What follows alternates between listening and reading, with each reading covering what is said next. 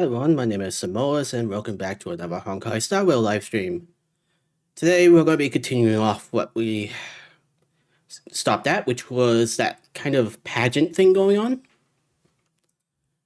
Where it appears the Trailblazer, Firefly, March, and Himiko are currently attending into, oh no, that's not the right word, competing in, I guess is the word, even though they all have the same objective. Our goal is to try and break into the upper house, and to do that we have to potentially win this pageant. So let's get started.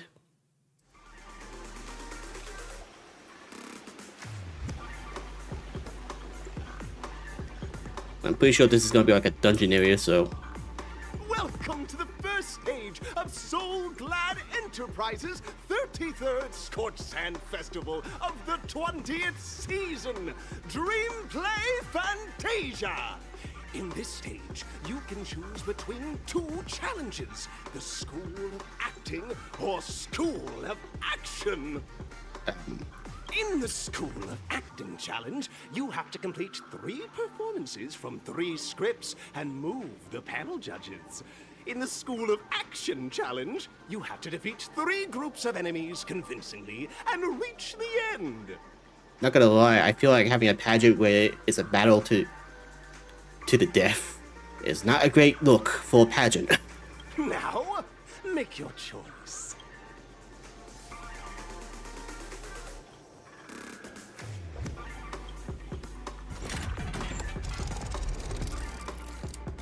Did I not choose at all?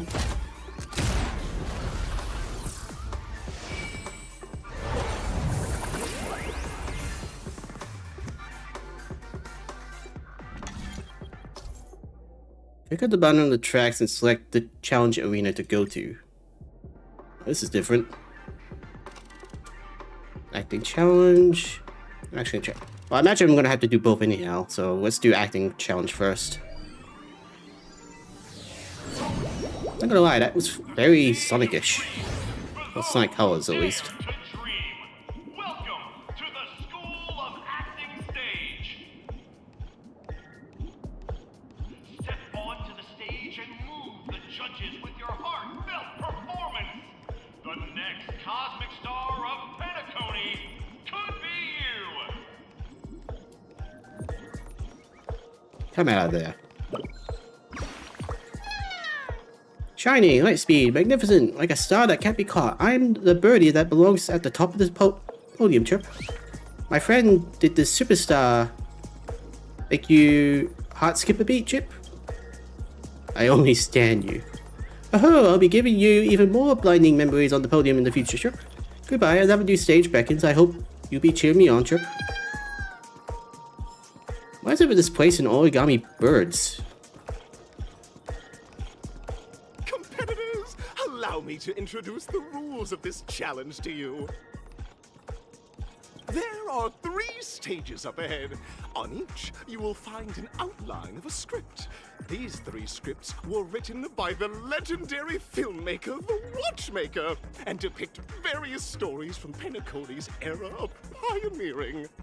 Your task is to bring those moments to life, find the right words, and act convincingly to make the judges feel the script's intended emotions.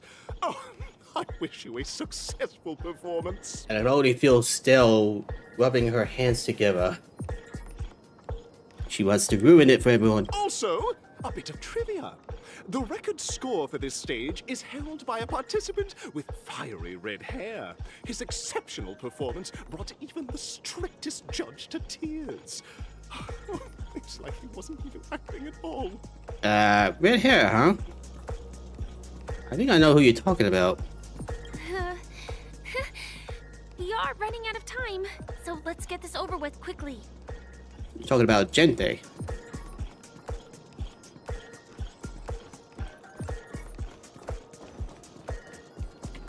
Either that or someone else. But it definitely sounds like a Gente.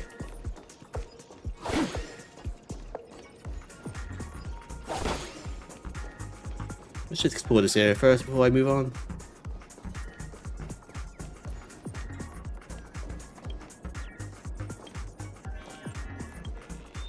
Come out of there. Chirp, did I fall asleep again? How many times was this, Chirp? Thanks for waking me, or I won't be able to complete my work again, Chirp. That's more. I don't want to become a batty birdie or give anyone trouble, Chirp. Boss Red often tells me to rest too, but I never seen him slack off, Chirp. Unless there's a hack to get into the zone, Chirp, I have to get to him to teach me, Chirp.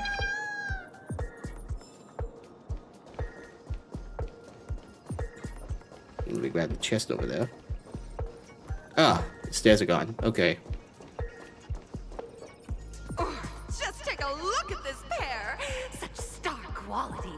Since you come as a pair, I'll prep a two-person scene for you. Oh no, my biggest weakness, improv. You two, are you ready? Ready. Envision that you both, driven by the spirit of exploration, are arriving at the land of dreams that is Penacony for the first time. But instead of lush lands, you find yourselves amidst swirling sands and desolation, far from the paradise the watchmaker described. Little too on point there. You're driving an old clunker through the wilderness of the dreamscape, braving the cold wind, choking on the dust, and suddenly, a fierce memory zone meme blocks your path. Now, Miss Greyhair, what line would you deliver to express your disappointment in Penacony? Did you just call her Miss Greyhair? That's honestly very rude. Hey, I love living on the wild side. Brutish creature, quick, let's run over. What incarnation is this hellhole? The watchmaker is a big fat liar. Very good.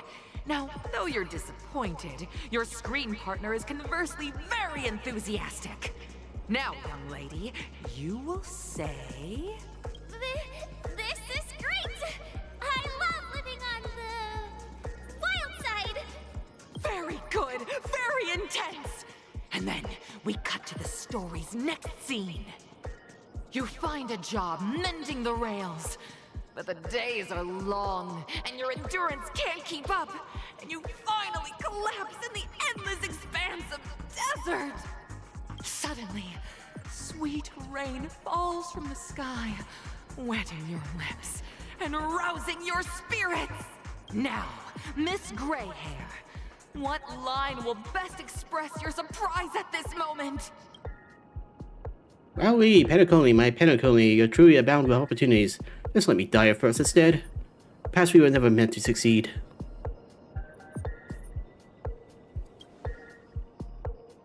That's not right!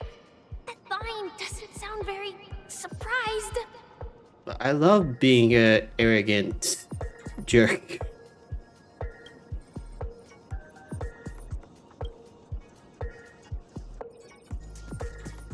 But at this moment, Leave your her. partner yet gazes into the sky, both her eyes closed. The raindrops fall, blurring her vision, and she tragically says, Perhaps we were never meant to succeed. Right? Okay, why are roles reversed and reversed again? "Fantastic! Both of you have an incredibly solid foundation in dialogue delivery. However, lines aren't everything in a performance. Please continue this story on the second stage. Up next, you'll be challenged with a body language test. Oh, goody. Hope these tests won't take too long.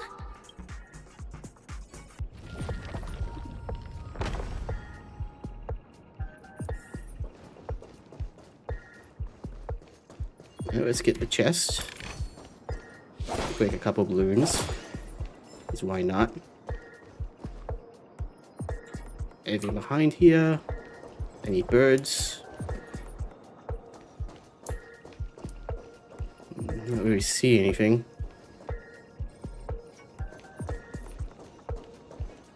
Here, you two are required to skillfully utilize body language to portray the story context I've laid out for you, picking up from where we left off. A heavy downpour saves you both stranded in the desert. This rain quenches the anger in your heart. You look to your companion, now completely devoid of fighting spirit, wanting to comfort her. That's right, give me a hug. At this moment, What should you do to make her laugh? Pat her head, tell a dad joke, stand up, and prepare to move out. Roll about in the sand. You seriously think that would make someone laugh? Come on. Trying to be cute.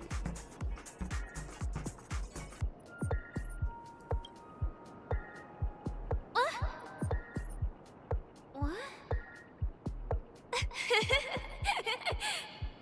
Right answer.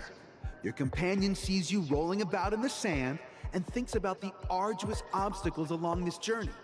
She can't help but let loose a laugh, rekindling hope in her heart. And so this girl... You know, this is the worst body language test I've ever seen, because she never rolled around in the sand. She didn't even roll around at all. I'm gonna get back on my feet and keep moving forward. A tug at the heartstrings. The story continues to develop. The heavy rain leads you both to sense a business opportunity. So you start venturing into the umbrella industry. But just as the business begins to pick up, competitors start flooding the market with low-priced goods, squeezing your market share. You have no choice. The goods you stockpiled at high prices have to be sold at a loss. This is a pretty self-destructive move, which drives your business to the brink of bankruptcy. At this moment, what would you, who refuses to admit defeat, decide to do? How did we go from a wasteland to a monopoly? Lead dejectedly, get on my knees and grovel. Stand up and smack the table.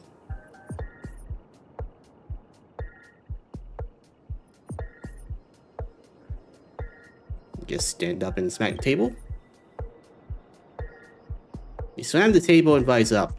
You think you'll back down? Impossible. Dream chasers can be knocked down, but never knocked out. Fantastic! But it's a pity your friend does not agree. Seeing that you're up to your eyeballs in debt, she sees nothing but despair in her future. And then...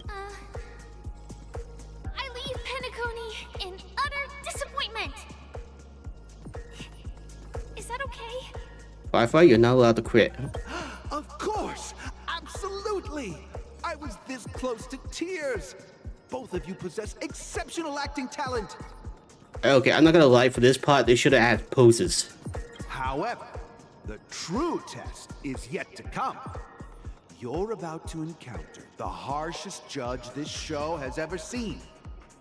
You'll need to rely on perfect performances if you want to win them over. Then win them over, I won't.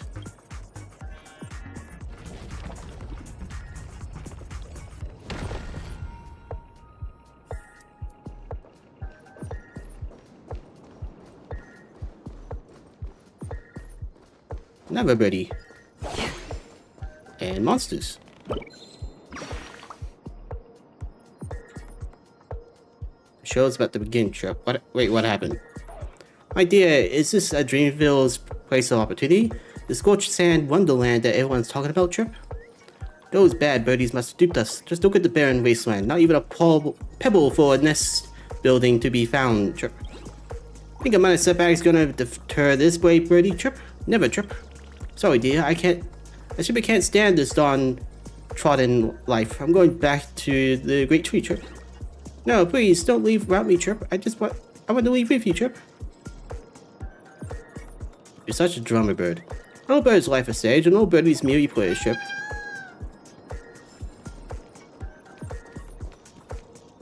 I got some monsters there, but I can't go up there unless I win the performance. There's a chest there, too.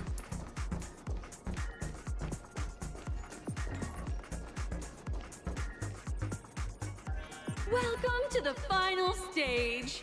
Actually, all the scenarios that you previously encountered were all from the film Once Upon a Time in Dreams. Wasteland to Monopoly is actually a film. Two companions arrive on Penacony with nothing but a dream. Their desire for achievement is met with continuous setbacks.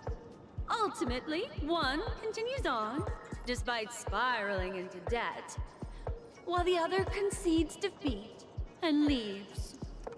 Okay. Many years Days later, their paths cross once more in the thriving Penacony. Yet, they refuse to acknowledge each other because... I became a big shot, but she ended up destitute. I fell into poverty while she was leading a normal life. I leading a normal life, but she ended up destitute. Well, I can't say I became a big shot because I became debt-ridden.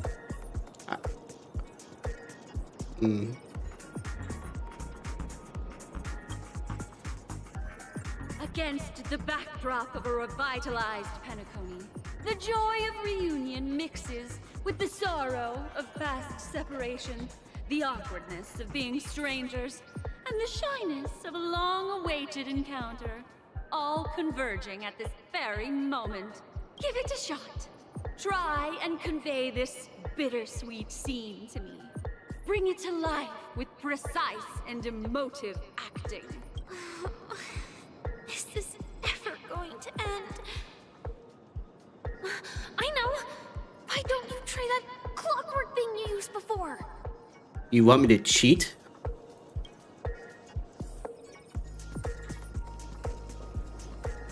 Your performance is far from satisfactory. You know, Firefly, we could at least try before we cheat.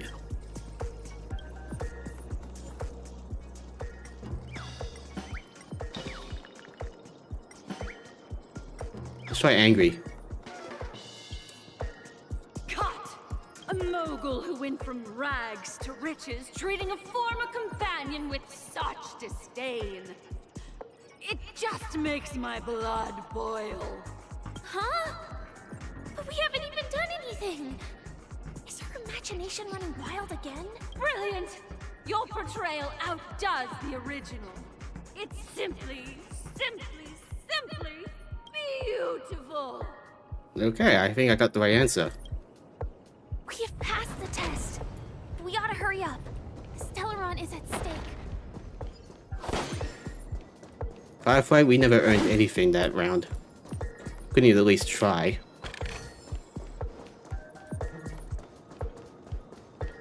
We'll go there. Let's do this. Well, let's do this first. TikTok, my pretty, you wish to speak with me? Oh, I have memorized many a poor clock, but I didn't expect I would have to charm over humans as well. I'm so sinful. My pretty, you're interesting. I can leave a slot open for you on that previous dial of mine, but you mustn't be naughty. Don't let me down. Ew.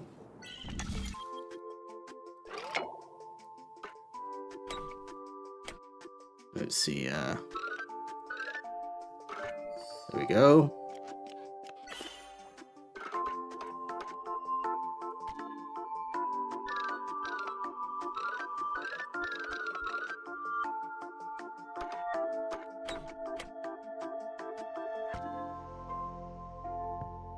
Oh, this would work on a return, but not here. Here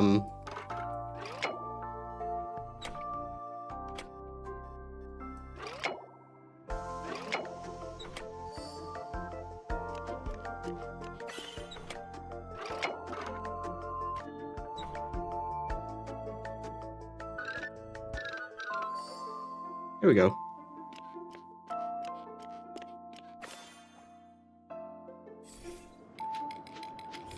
Easy peasy. TikTok, I thought I'd be more popular if I spoke like this, but it doesn't seem right. TikTok, I'm sorry, please don't look at me like that with those disdainful eyes. Alright. Stream forth, gleam of old blades.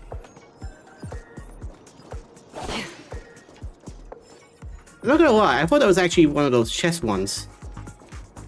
Because of the way they looked. Damn, I wasted 2 techniques for nothing.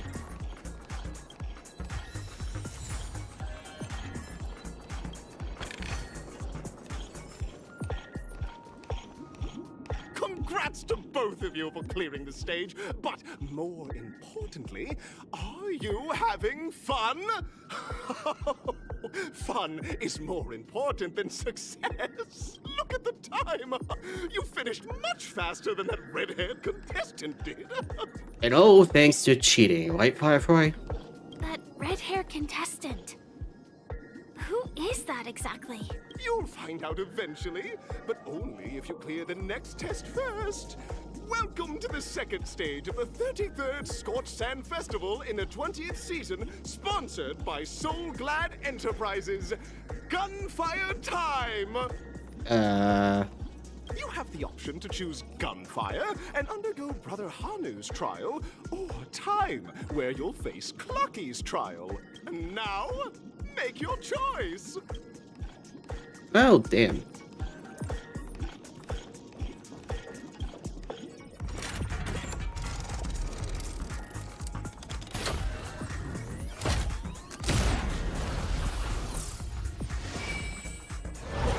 You know, I imagine that being so dizzy. And maybe with like a concussion or something. So, see if I want to do stealth or I want to do puzzles. Let's do stealth. I could always come back and do the other ones. Dear friends, welcome to the enchanting universe created by the Watchmaker. Awaiting you is the morally dubious yet ever-charming character from the animated Clocky series, Hanu! It is said that these cartoon characters were inspired by the Watchmaker's own experiences. According to research by Clocky scholars, the original Hanu of reality shared a deep friendship with the Watchmaker, akin to comrades in arms. Enter into the world of Hanu via the TV by the entrance, and partake in an enchanting and suspenseful story with him. Good luck in there! If it's a gunfire trial, we should be able to settle this with a fight, right? I hope this won't waste too much of our time. Firefly, this is Hanu we're talking about. We've been doing stealth with him for a while. Unless this trial is going to give me a bunch of bazookas. I'm not sure how this is supposed to be a battle one.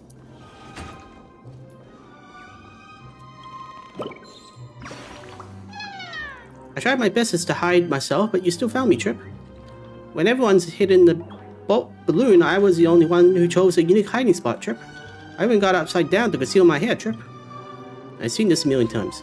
But other buddies also know about the statue's hiding spot. I was the first one who found it, Trip. This is unacceptable, Trip. Just you wait. You'll never be able to find me in the next round, Trip.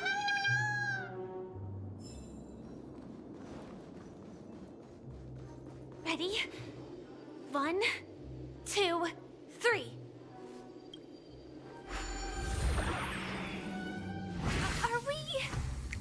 Are we both in control of this Hanu character? Alright, just remember, I'm player 1. Very good! Looks like you've got the hang of it! In this Hanu's Adventure episode, Boss Stone has gathered his battleships for an assault on Dreamville. Old Buzzfly, Cousin Wolf, and Bombhead are all raring to go.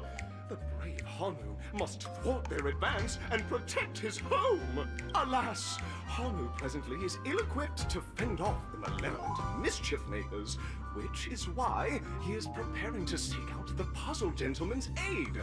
Go forth and speak to him.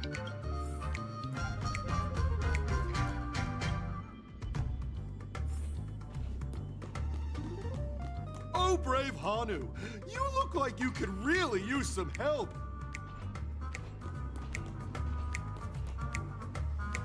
Long time no see, Hanu. You look pretty stressed out. How about an intense and thrilling game of Dream Jigsaw to blow off some steam? Actually, this plot dictates that you directly provide aid to us. Is Dream Jigsaw really that intense a feeling? Gosh, it's the first time I ever seen you crouch down. Let out a really cool sounding Oh my! Are you telling me that Boss Stone has rallied the villains to seize Dreamville? What a dreadful twist of fate! Listen closely, Hanu. I'm aware you're in need of a suitable weapon. And I also know there's one just upstairs. But you know what? You'll have to play an exhilarating round of Dream Jigsaw first. No Jigsaw, no moving forward. You best pray I don't use that weapon on you. That's not fair. You have to help me now. What do the weapon and Dream Jigsaw have to do with one another? Dreamville's in danger. How do you not understand the predicament? Now scurry along, Hanu, but tread carefully. Two ne'er-do-wells are also eyeing those jigsaw pieces. Either outsmart them with the quick knockout, or ensure they don't catch you in the act. I can't wait to see you finish the dream jigsaw. Best of luck, Hanu. Let's stay alert and make sure those monsters don't spot us.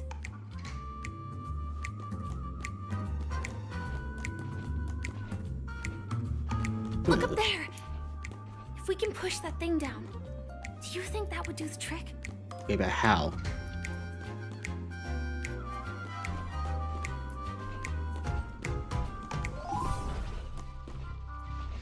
Can't simply jump in this form. Which means I might turn human at some point. Whoop.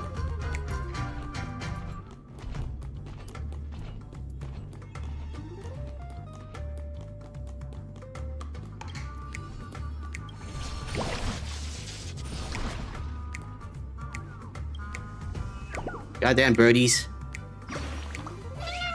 Chirp, down this alley, please, Mother Anu.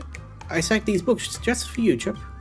But it's Brother Hanu, why is there a need for the stack of books for such a low step, Chirp Chirp? Hurry up, Chirp. Any more indecision over this matter and Boss Stone's lackeys will catch up. Chirp, I'll fly out from here and distract him. You take the chance to run, Chirp.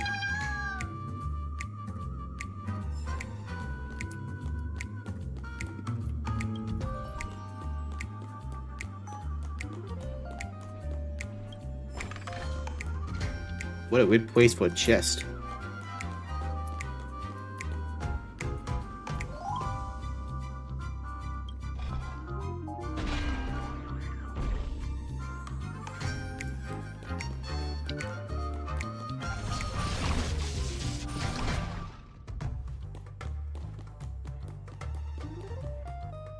Finally, that's all the jigsaw pieces. Let's hurry back.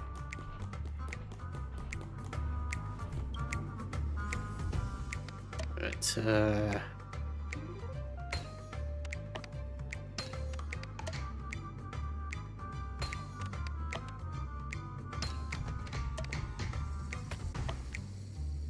they all seem to be right-sided up. Oh my! The exquisite sensation of perfect alignment! My organizational itch has been quite thoroughly scratched.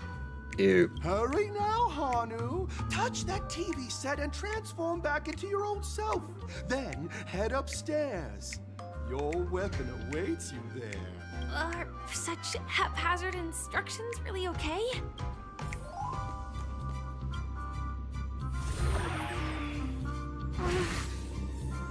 Disconnecting from that thing so suddenly has left me feeling slightly disoriented. Sorry to hear that, Firefly. Living here while I'm here.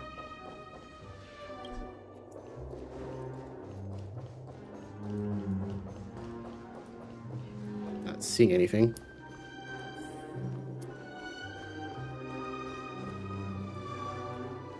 Is that Hanu? It's a trap.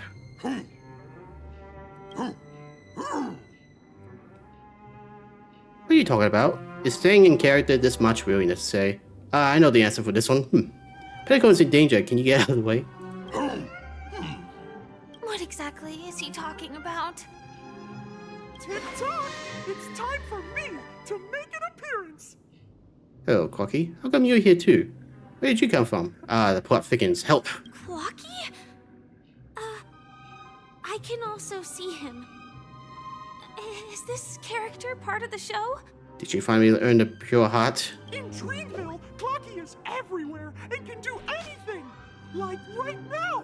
I can be your translator! Tick-tock! Wait, does that mean the pure heart bullshit? Hanu says, battle! We must do battle! No. I'll take that money though. The doorstep, and we have no path of retreat for the future of Dreamville. 1 second. I hit my phone vibrating. Yeah. I hate when my phone vibrates. There's just nothing but ads. Well, not ads specifically, notifications. Touch that suspicious-looking TV right now. But I gotta battle him. Jumped inside that TV. Do I have to battle him as brother Hanu? Sheesh. Logic in this plot and dialogue is really being pushed to its limits. Yeah. Hey, buddy. Get out of his seat. Chirp, what's the hurry? Boss Stone's coming at you again, Chirp. Such a huge ruckus. I reckon not even old Buzzfly or Bombhead can sit still, Chirp. Run them out of town. Don't panic, friend. We're nothing like those baddies who scream and shout, because by the moment the words running the baddies out of town comes to mind of Brother Hanu's friends, the deed is done, Chirp. Goodbye. It's also time for me to deploy. Glory will be with me, Chirp.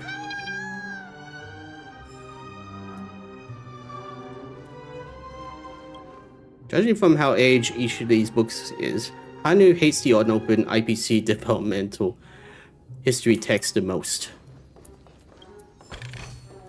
Yeah, but the whole universe hates them. The flower nourished by dreams will never wilt. Sorry, Firefly. The box is stuffed full of cash, but Brother Hanu refused to accept them. He needed something even more essential, like friendship.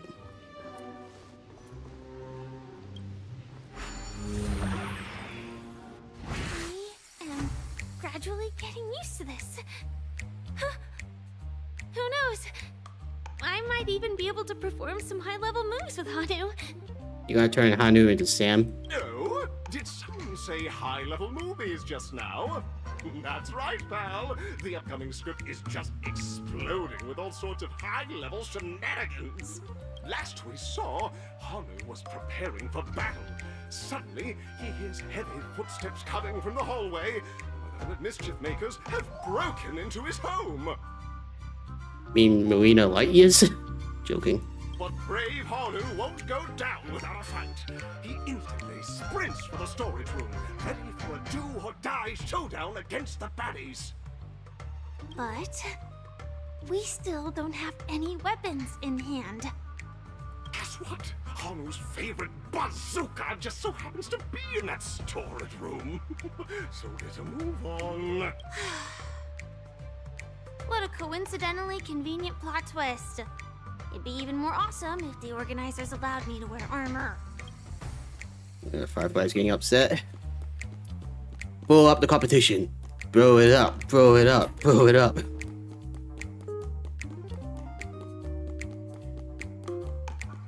The storage room. It's behind the shelves, right?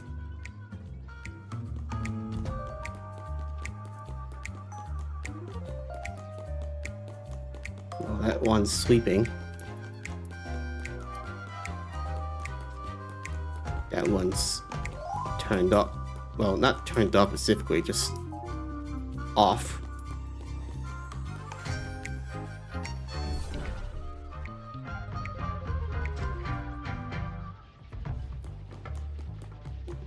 Yeah, I definitely need a bazooka. He wasn't lying. There's actually a bazooka here.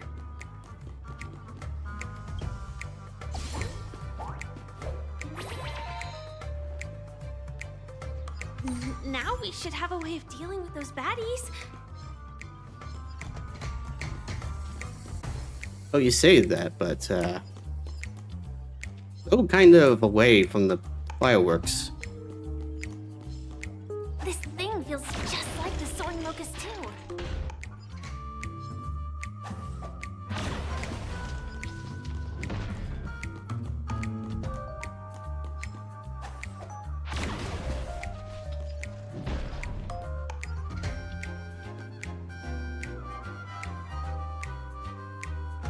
Oh, great reinforcements. Careful. It looks like we've got more company. Get ready to fire!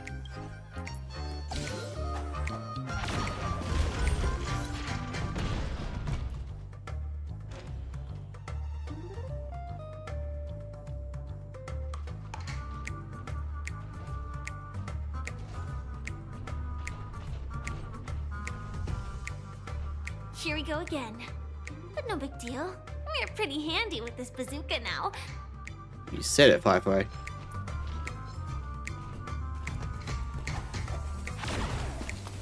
Damn.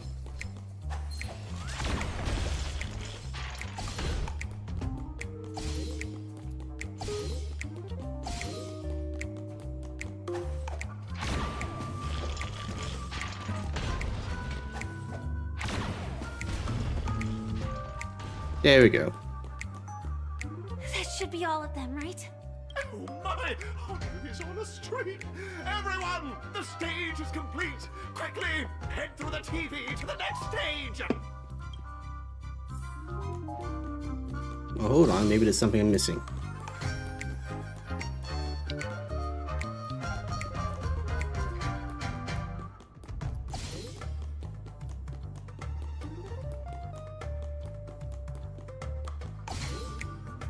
Yeah, I don't like the looks of de-transforming in the elevator.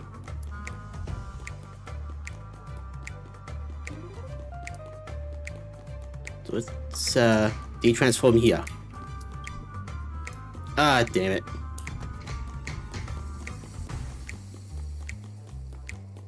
There's also that painting behind the elevator I should probably take a look at. If I can.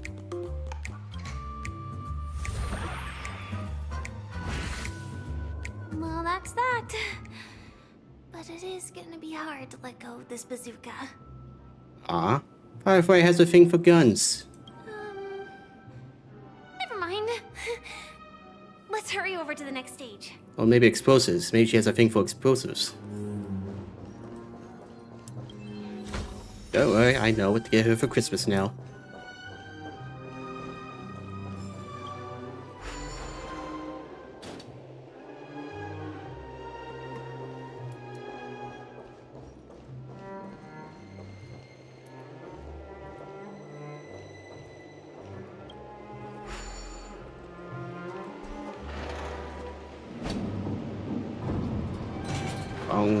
Well, but you know what? That will work.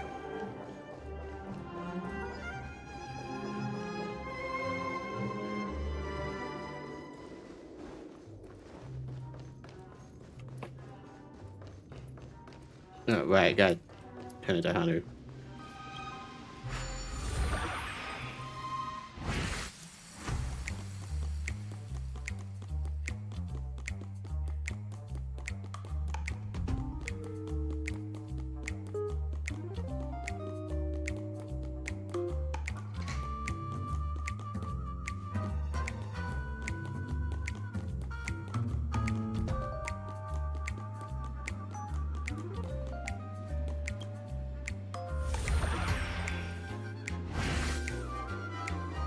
That works.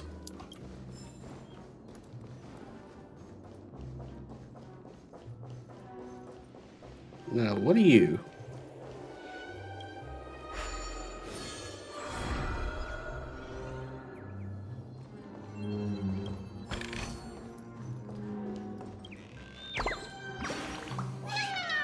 Trip, have you seen Brother Hanu, stranger?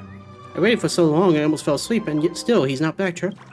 Hey, do you think if I wind the clock ahead of time, I'll be able to see him sooner, Trip? I am Brother Hanu. How are you anything like Brother Hanu? I may be a bird, but I'm not bird brain, Trip. It says like he won't be able to return for now, Trip. As a brave birdie, I'll have to learn to take initiative. I'll fly out and look for him, Trip.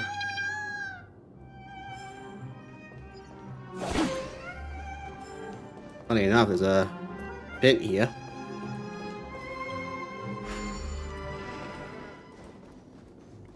But let's check this floor next.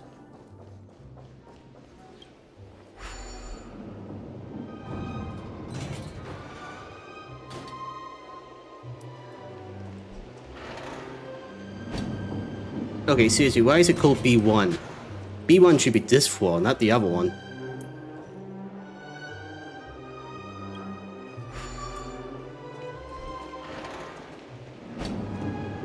What? Okay, looks like I found a secret. Hello, SS Monster Challenges, how are you?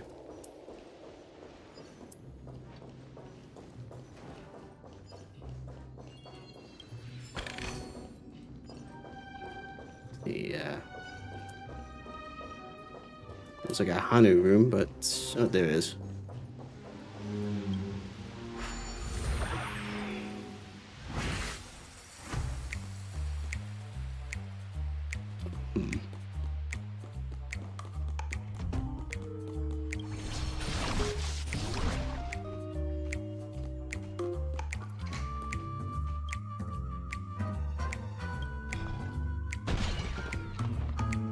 One down, one more to go. Whoa, what?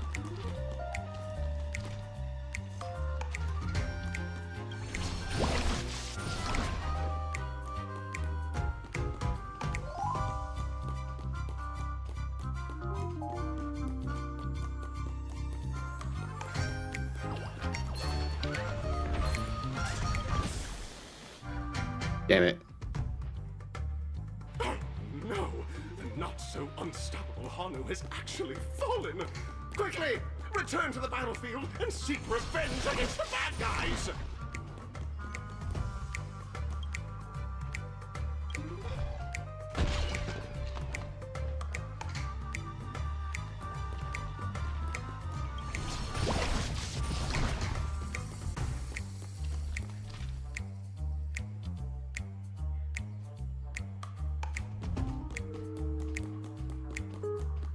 Ah, that's bullshit. I can actually go under the velvet.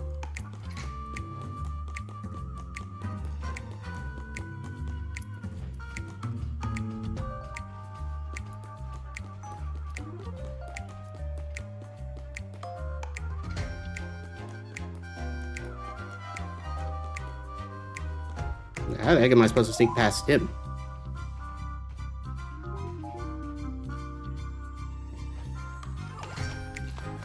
Oh. Okay, that was honestly too close.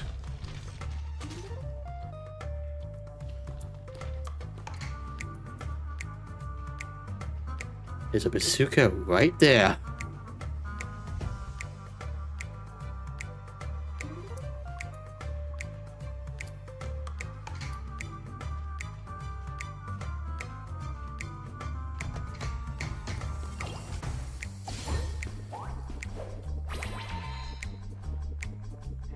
Shoot, shoot, shoot, shoot, shoot. There we go.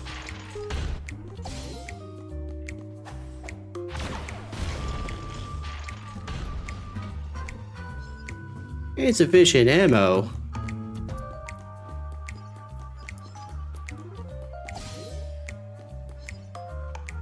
How's this for insufficient? Oh, crap. How did you live but everyone else died?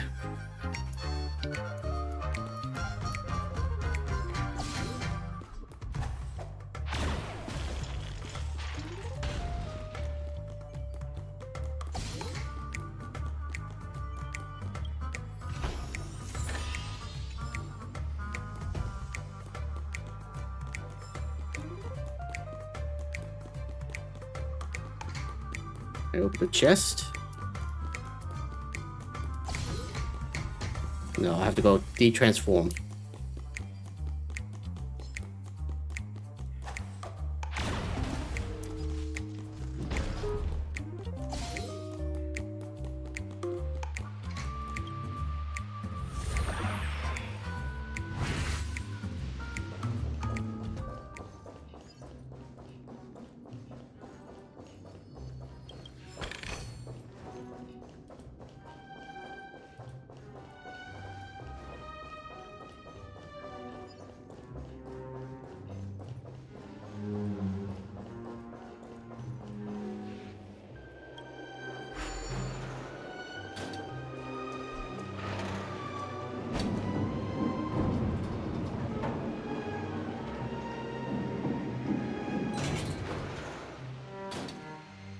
I must not be able to go up there. Which means the next room has to be the way up.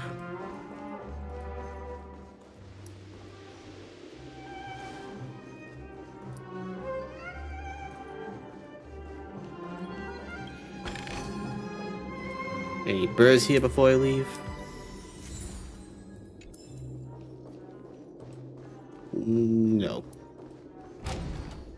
Definitely no. I bet the trial. What's next? Congratulations to both of you! Oh, you've overcome all obstacles and proven yourselves. But, unfortunately, there is only one who can be Penacony's festive superstar. In the final stage, you will face the defending champion. If you fail, you will lose the opportunity to become the festive superstar. Welcome to the 33rd Scorch Sand Festival's third stage in the 20th season, sponsored by Soul Glad Enterprises Superstar Showdown. So, if only one of us can become the superstar, then why are we teaming up? That doesn't make sense. Is it gonna be the last person who takes the current champion down the next superstar? Is that kind of weird? Because what kind of pageant is this when acting has to end with a fight? Wait, why is there 2 arenas? That doesn't make sense. I thought I was going to be fighting a reigning champion, not 2 of them. Of course it's Agente. Hello, Agente. Any birdies around you before I start? I'll take that. No way. I think I just saw someone. Someone extraordinary. You certainly did. I can't believe I have to fight him again.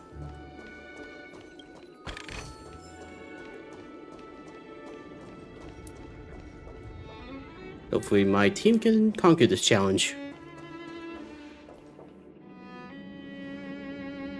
Please wait, my beautiful lady.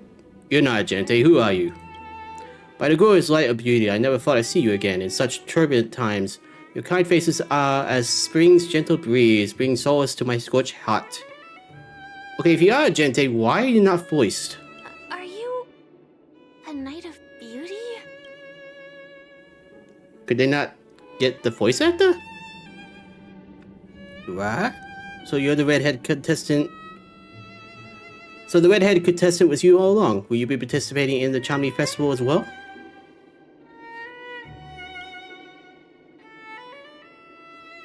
The rosy glow of the beauty has rendered you speechless. What an honor. Upon hearing of the pending festivities, I commanded the one and only to bring me the Penacony with full haste. Alas, in the cosmos unguarded by the beauty, disorder prevails, thus my passage was delayed by attending to the sick and injured. Fortunately, the mini rabbit mech pilot, stray cat duelist, galactic ninja, and quad drive Electron, along with 32 other souls in distress, all emerged from their predicament safe and sound. I then led them all here to revel in the harmony with the countless other splendid beings. Mini rabbit mech pilot, stray cat duelist, galactic ninja, and quad drive and Teletron. You know, I would like to meet a mini rabbit mech pilot. Could that be a future character? Is this a beauty? It's dazzling. You're quite the savior, aren't you? I'm busy saving the world. Can you please make way?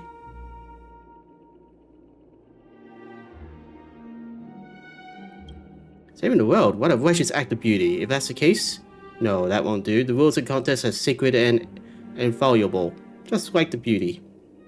What would be the noblest choice? We need to seal the Stellar on Penacony. That's right. This magnificent dream is built upon the Stellaron and the countless sacrifices of many people. Alright, you know what? I'm just gonna say here, if this is actually a gente and, well, why isn't he voiced? That's just weird, even for storytelling, especially if these two are talking. They must have not been able to get the voice actor or something. It's a little weird. Oh, to encounter these so foul, they stir one's very soul. However, present-day Penacony bears no marks of the Stellar's taint, and the family has always been renowned for spreading harmony. How can I be sure your words hold true? Tell the truth about the watchmaker and the Stellar. You don't trust your dear friend? Forgive me, my dear friends. If you cannot present infallible evidence, I must not yield, lest I dishonor the name of the Knights of Beauty. But if what you say is true, in the name of beauty, let us use this fated duel to test your mettle. Though upon arrival, I was once mistaken for a towering silver-armored fugitive with fiery red flames due to my lack of arrogance. It matters not, for all these trials stem from the land of dreams beauty. What matters is that now I stand before you, our paths have crossed. I, Agente of the Knights of Beauty, am humbly requesting for a battle in the name of the Code of Chivalry with you both. If I am fortunate enough to emerge victorious, that kindly grant me passage to the crown of victory. I recognize that Adrua, the beauty, is the most purest beauty of them all. Oh crap. Bear witness to... Trickier to crack. Time for a buzz. Step up, let's And see I don't really have the right team for this. Double crap. Sure, I'll play along.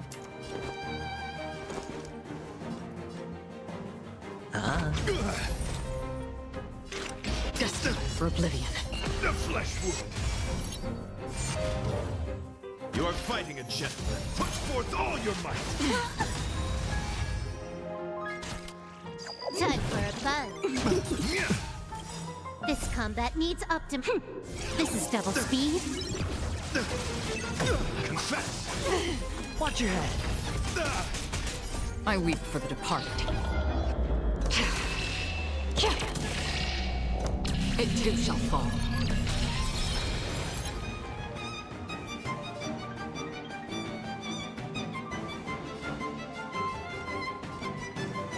Time to mix things up. Don't worry, it's just as great. Good, my friends. Indulge yourselves! Hedge your bets. It's on me. The dice have been cast. Bust. Or maybe I'll take it all. The flesh wound. All in. Still waters of oblivion. More enemies. Behold, this symbol of pure...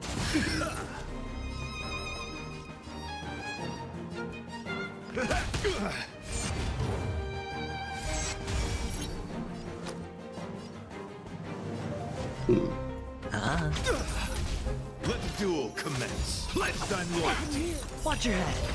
The flesh wound. Free will, or was it fate? Destined for oblivion. Challenge. Can I have fun this time? Time for a buzz. Step up, let's see ya. This is double speed. I weep for the departed. It too shall fall. Well, at least Aquan is strong enough to actually deal damage to him. Remember the last time I fought him, I struggled.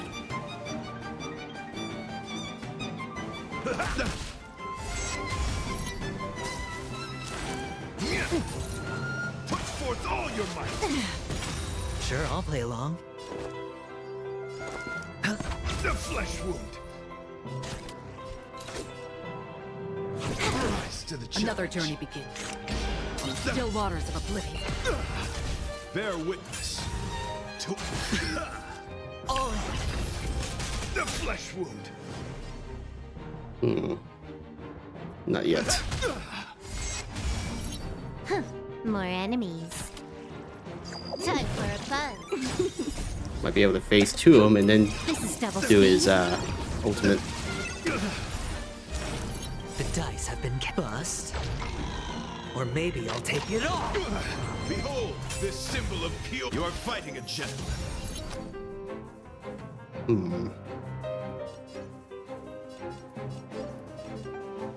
That one looks dangerous.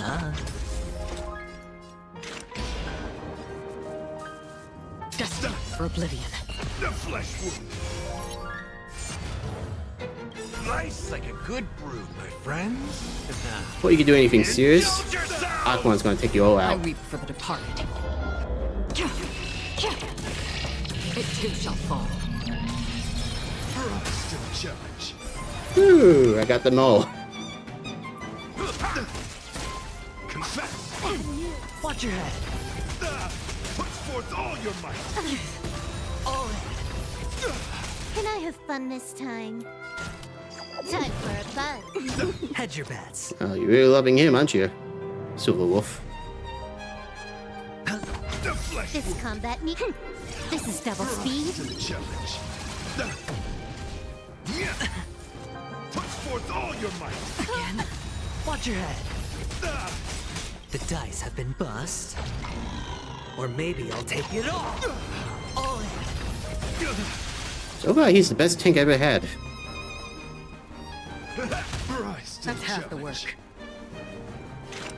Still waters of oblivion. I weep for the departed. It too shall fall. More enemies.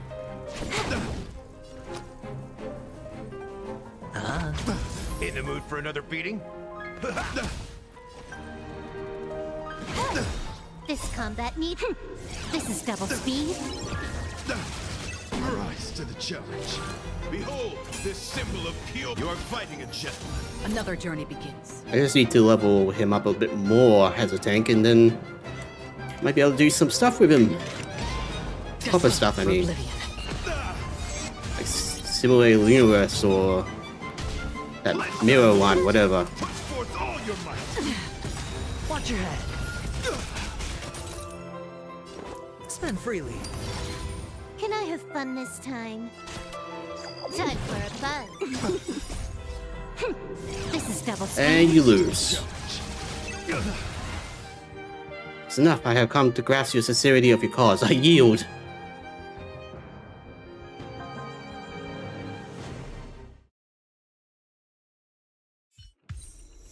Beautiful, beautiful. Truly a captivating contest.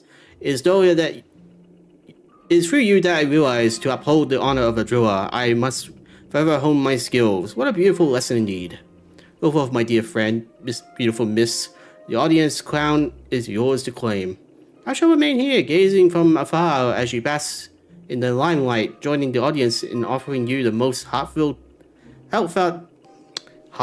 cheers and We applause. don't have much time. May fate allow us to meet again, Knight of Beauty. In that case, let's make our way to the end.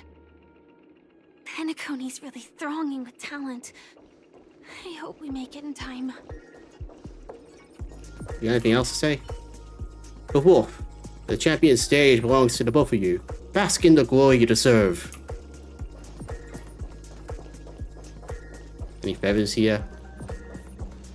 No.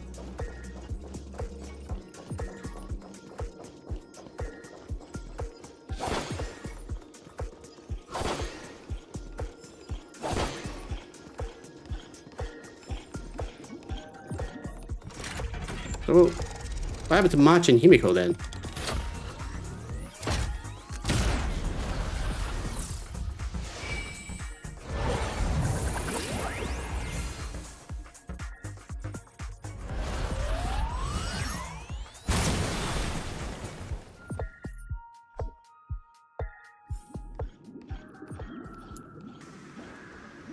Congratulations to the Galactic Baseballer and Firefly on becoming Miss Scorched Sand Festival's champion!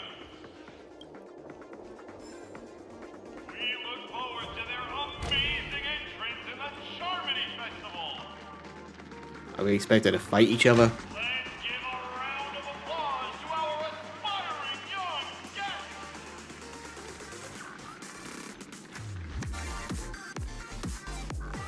Oh no, an interview.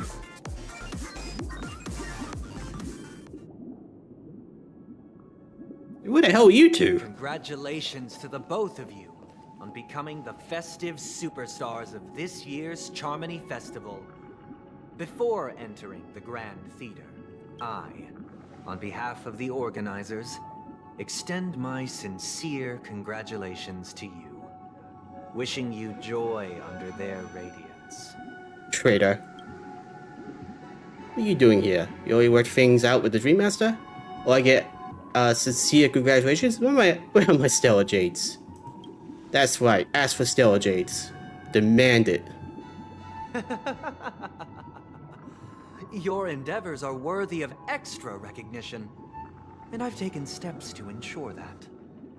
However, this reward is not a material one, but rather the opportunity for an open and honest communication between us. As previously promised, my sister, Mr. Yang, and I have met with the Dream Master. We delved into the truth about Penacony and its Stellaron, and have come to a consensus. Both I and the Oak family cannot acquiesce to your request. Alright, let's go beat him up. Just as expected. We acknowledge the perspective of you, Nameless. Penacony does require change, but not as you propose. The planet of festivities cannot and will not revert to a place characterized by chaos, disorder, or anarchy. Through your journey of overcoming obstacles, you must have glimpsed the essence of that era. The vulnerable ruthlessly eliminated, equality non-existent, common folk living precarious lives, eking out a dreary existence. Ultimately, only heroes like yourselves manage to achieve success. But I would dare ask, if you did not possess the special status of having a Stellaron, and you were but an anonymous and frail member among the masses, which Penacony would you prefer? A dystopia for the survival of the fittest, or a sweet dream paradise for all? There's nothing wrong with being the fittest. A sweet dream paradise doesn't sound too bad. I don't know, why are you asking me?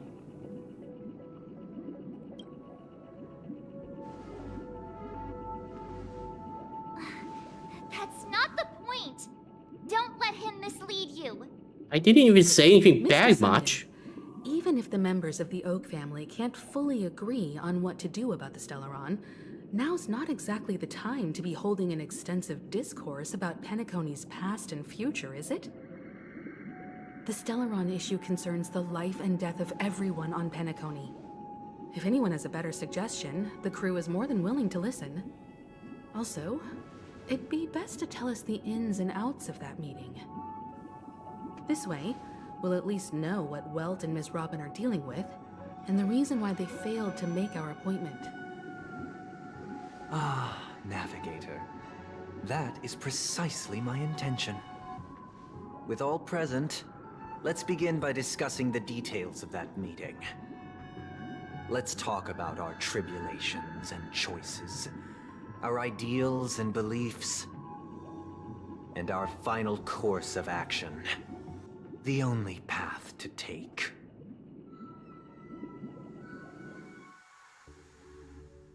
Oh great, what's happening? You mean to say that for the longest time, there have been scoundrels who would use the Charmony Festival that I have bequeathed to the masses as a tool to realize their ambition? Indeed, Dream Master. Once the Charmony Festival begins, the Stellaron's powers, along with the song, will be broadcast across the entire planet of Penacony. And then everyone in their dreams will be unable to awaken. This is indeed surprising to me. The dreamscape is maintained by the collective effort of the 5 families. If someone were to use the Charmony Festival to recklessly disseminate the power of the Stellaron, this individual must hold a position of great authority. Do you have any suspects? I'd like to ask, did you really not know of the Stellaron's existence? I would have never thought that this Nameless would point the spear at me. Quite astonishing indeed. If I have offended, the Astral Express extends its sincere apologies. but the current circumstances are dire and leave no room for meticulous inquiry. We're doing this out of concern for the Dreamscape's safety. So, if you could, please alleviate our concerns. Dream Master, it's just to prove that the Charmony Festival has nothing to do with the Stellaron. If we're being overly cautious, I will return to the stage to offer tribute in song, just per the arrangement.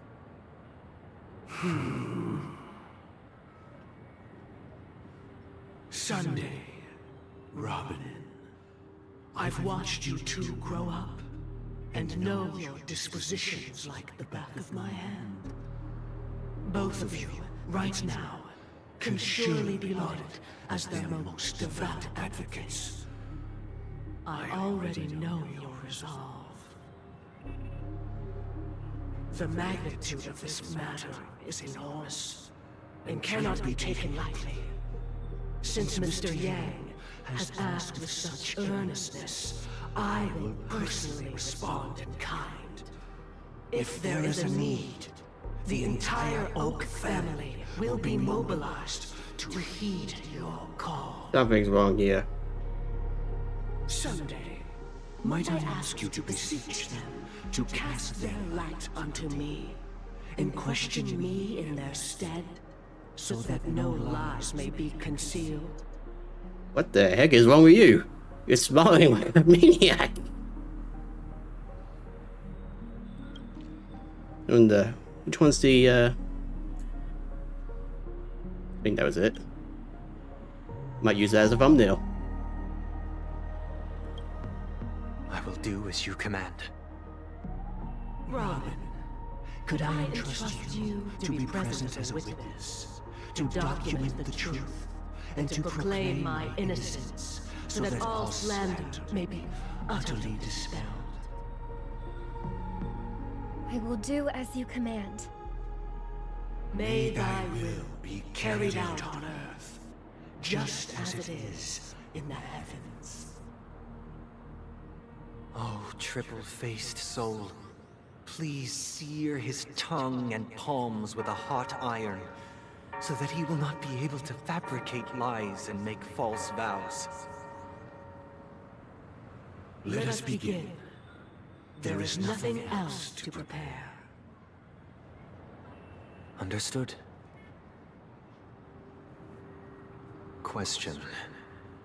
Have you devoted your life to your god, never worshipping other gods? Naturally. Do you love your god as you do yourself, always heeding their admonishments? Naturally. Have you strayed from the path expected by your god, betraying their name? Never. Have you ever been inordinate with your asks of your god, coveting more than the foundation of the creation itself? Never. Then, a final question. What's 2 plus 2? Do you swear to fulfill all vows, past, present, and future? With the Eon as my witness, if I do not deliver on my words, or if I renege on my vows, may I be cursed in accordance with divine law. They have seen your faith, and have endorsed your faith. With this, it can be evidenced... Just a moment. What is it, Mr. Yang? I have another question I hope to have answered. To my understanding, the family's harmony and prosperity have never relied on so-called divine laws. The god you both mentioned, are they truly Shipe? Ooh. Mr. Yang should know that those belonging to the family toil together as if they were kin, embracing solidarity and unity under their light. All duplicity is laid bare before the harmony. Such a delicate and complex symphony. Which other god could perfectly harmonize this, if not for the Great One, Shipe? Perfectly harmonize. Therein lies the problem. It isn't an outsider lurking in the shadows who changed the harmony, but a dissonance that has surreptitiously emerged from within this very symphony itself. In the distant past, there existed an Eon. With one flick of the wrist, they crafted the laws of the cosmos. Their followers formed the Beyond the Sky Choir, spreading solemn and reverent hymns throughout the universe. Later, they fell. The route traversed by this Eon clashed with the harmony, ultimately being absorbed and fused into it. The chorus that once reverberated across worlds fell silent, and when it echoed anew, it was transformed into the hymn of harmony. Though an Eon may perish, paths with no masters still linger. In the all-forgiving harmony, echoes of bygone dissonance may subtly arise. Mr. Yang, being overly astute can be a detriment. Especially when you find yourself alone and without allies. So this is how it is. For the sake of our grand cause someday, please afford these two an opportunity to rest. What? Yep, traitor.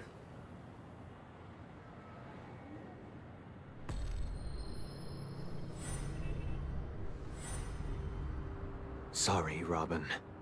It's just you. I did not wish for you to know this. It's a pity that things have turned out this way. So, this is the true reason I can't sing? The shadow that envelops Penacony is actually...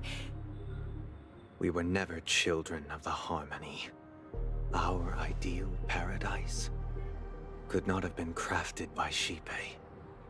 True bliss can only be guaranteed by the one who transcends the many. Okay, so they dethroned God. Within the foundation of law, humanity establishes civilization, and through harmony, we obtain order.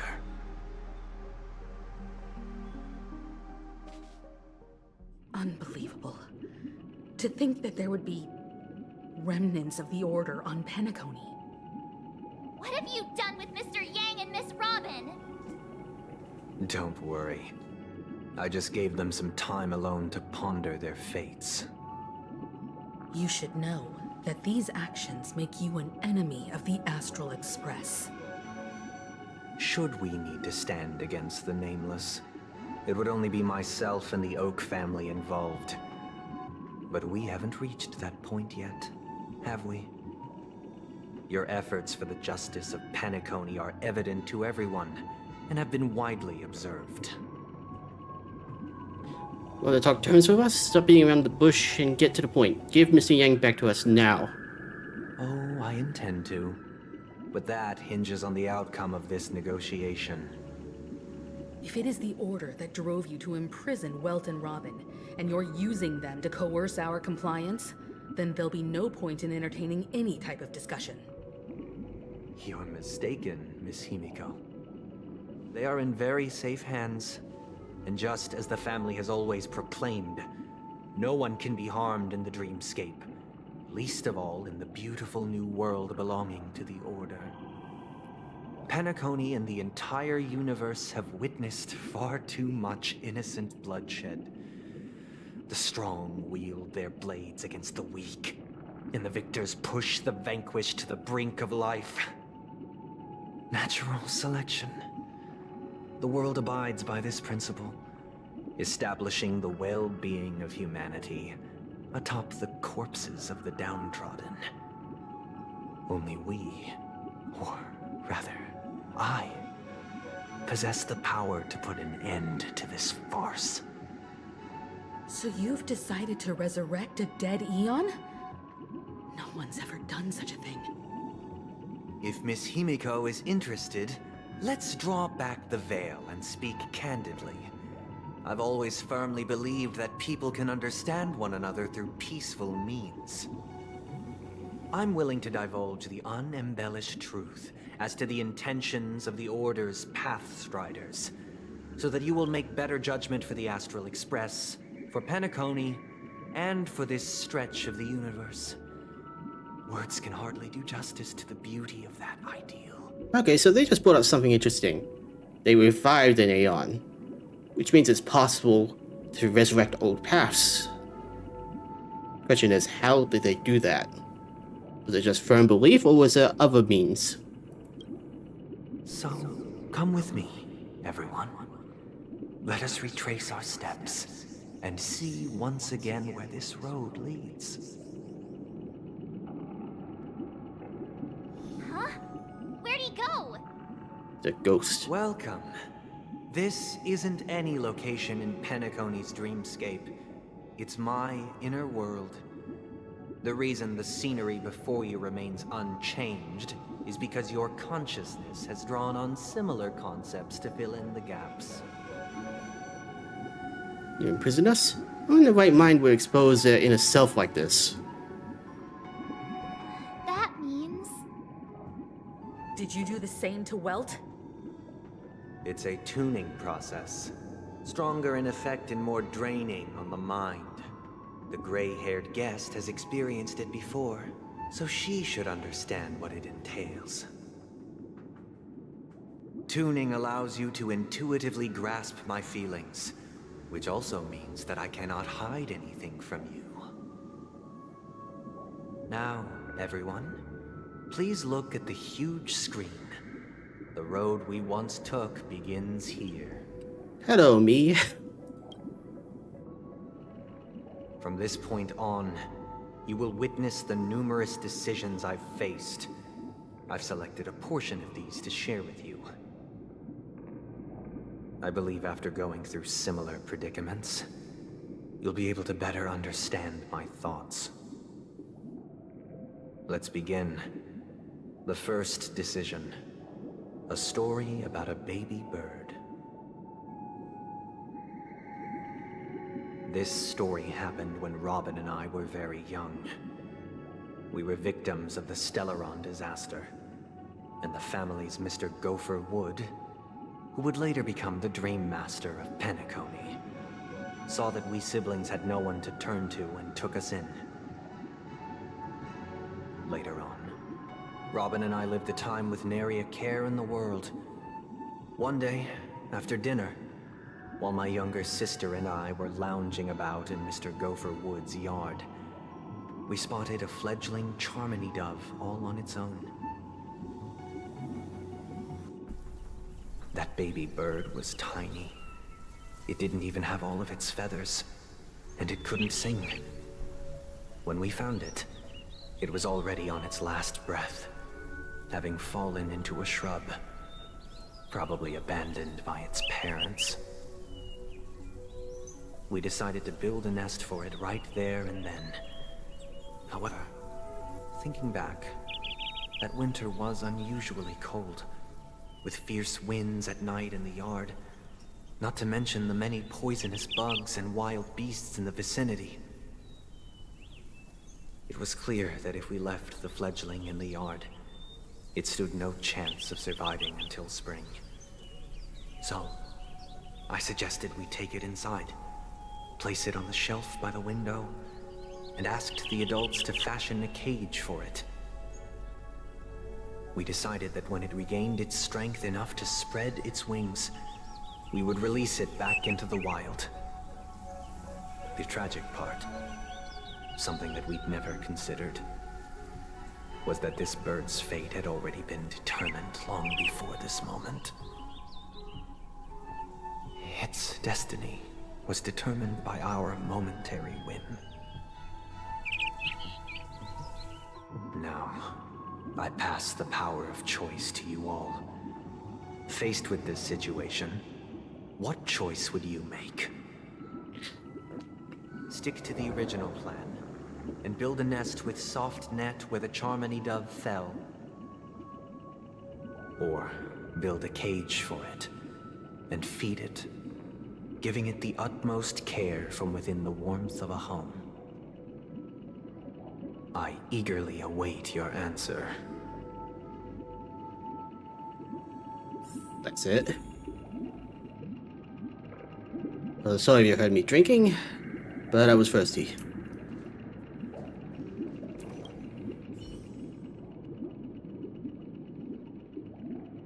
That guy just casually throws this kind of question at us?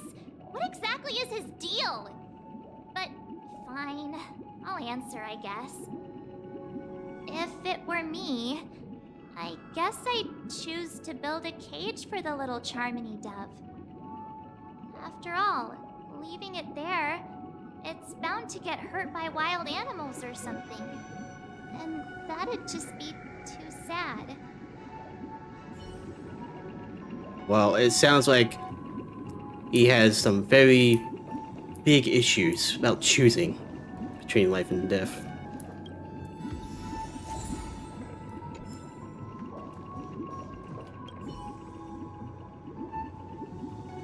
I can't decipher his intentions right now, but based solely on that question, I would probably choose to build that dove a cage.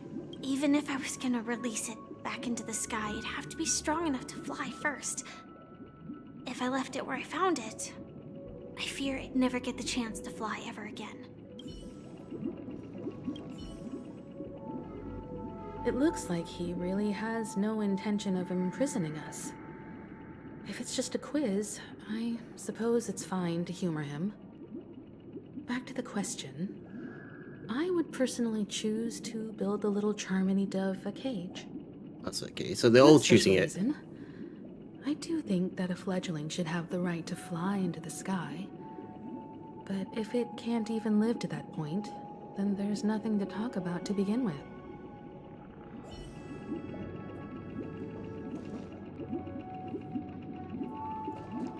Okay, so they're all saying that they want to build a cage. Build a cage for the little Charmony dove. Build a bird nest on the spot.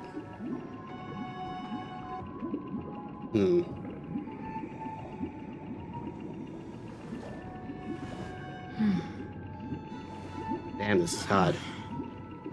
Well, obviously I would build a cage and make sure it's healthy enough to try to fly. But a bird nest, it will be exposed to the elements.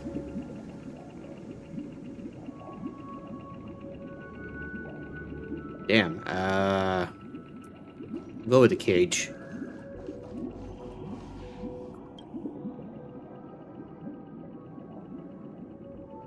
I'm happy to see that you made a choice similar to ours. If your mind is made up, let me reveal the outcome of this choice. It died. We know. We passionately nursed it back to health, preparing only the best food for it every day. We even preened its feathers. Later, on the day that Robin left Penacony, we opened the cage door and let it fly back into the sky. I watched it for a long while by the window, probably about 3 or so days. In those 3 long days, the little Charmony dove tried again and again to spread its wings to fly into the sky, but fell to the ground, only to keep trying. Finally, on the 137th attempt, it succeeded. But its attempt did not go perfectly. After flying unsteadily for a while, it fell to the ground, unable to grasp the direction of the air currents. The fall shattered its wings. It writhed helplessly in my embrace, But it was all for naught. Finally succumbing to a painful demise. And in that instant, our tender care, our given love and hopes, they all became the inevitable push that sent it to its death. I deeply regret the choices we made. Next, let us head to the second decision. This time, it's the story of a dream chaser. This story happened when I was appointed as Bronze Melodia, a position exclusive to the Oak family, charged with listening to the problems and vexations of Dreamscape residents, and providing them with the relevant guidance. It was during that period that I had the opportunity to hear voices from all corners of the Dreamscape. Joy, sorrow, arrogance, regret. The complex tapestry of human nature that formed the world. And I was fortunate to catch a glimpse of it. He was a dream chaser, and an illegal stowaway. Just like the rest of them, he came to Penacony in search of a better life, except that, to most people, the price he paid, I suppose you could say it was everything. He told me, I sold everything I could at home. The house, the land, even his 2 children. He said he could not afford to raise them, and that at least they could eat if they lived as slaves. He had a plan in place. He would buy back his children once he had made his fortune, and enjoy Penacony's beautiful dream with them. Alas, his plan to smuggle himself was somewhat clumsy, and he was sniffed out by those pig-headed hounds. After hearing the Dream Chaser's story, I immediately appealed to the Bloodhound family to cease their pursuit. That way, at least he could live peacefully. But I was still too naive to the ways of the world. I did not anticipate that what I thought was a kind gesture would later lead to dire consequences. I'll tell you the outcome soon. For now, I'd like you all to make a choice. Will you do as I did, and try to convince the Bloodhound family to stop their pursuit, so that the Dream Chaser may live peacefully and realize his wishes? Or will you remain silent, leaving him to languish while the hounds are hot on his heels, until his inevitable judgment arrives? Oh, the guy kinda deserved it. I look forward to everyone's decisions. Who knows? Perhaps they might even alter the outcome of this tragedy. I mean, he sold his children, for God's sake. That's not something he just do at a whim. Even if he was trying to get into Penacony, he could have just gave those kids to someone else. A family member, maybe. Instead, he chose to steal them. That's pretty awful. A dream chaser story. If I acted out of kindness, I would probably ask the Bloodhounds to stop their pursuit and lend him a hand. But what cruel repercussion would this choice result in? I think Sunday must have been deeply impressed by the limitations of the strong defending the weak through this incident.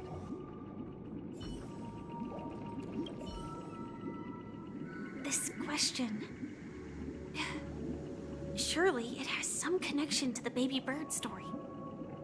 And this connection is precisely the breakthrough Sunday aims to use to persuade us. I'd probably choose to ask the Bloodhounds to cease their pursuit.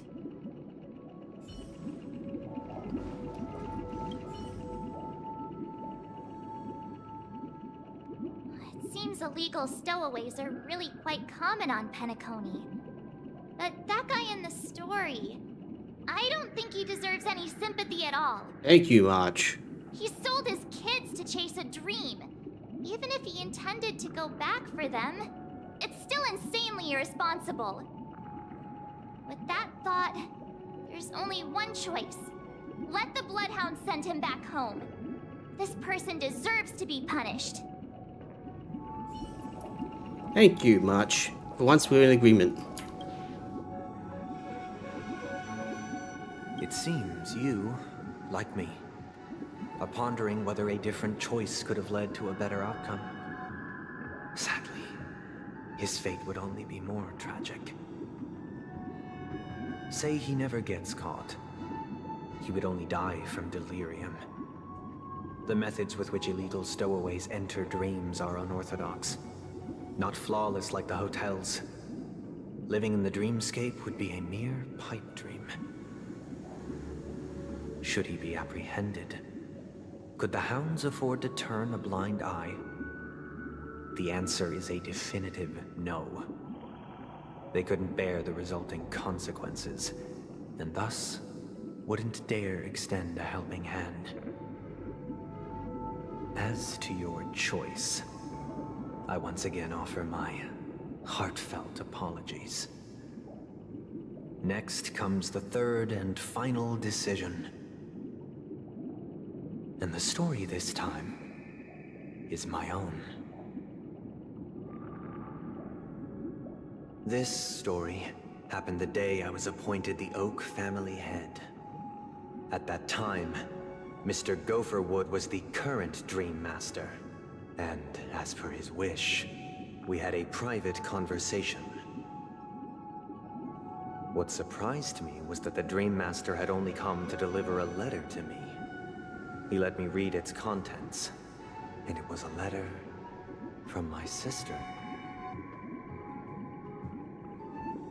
The letter contained the usual pleasantries, anecdotes from her travels, nothing out of the ordinary. Just as I started wondering how this letter related to our discussion, the Dream Master began to speak.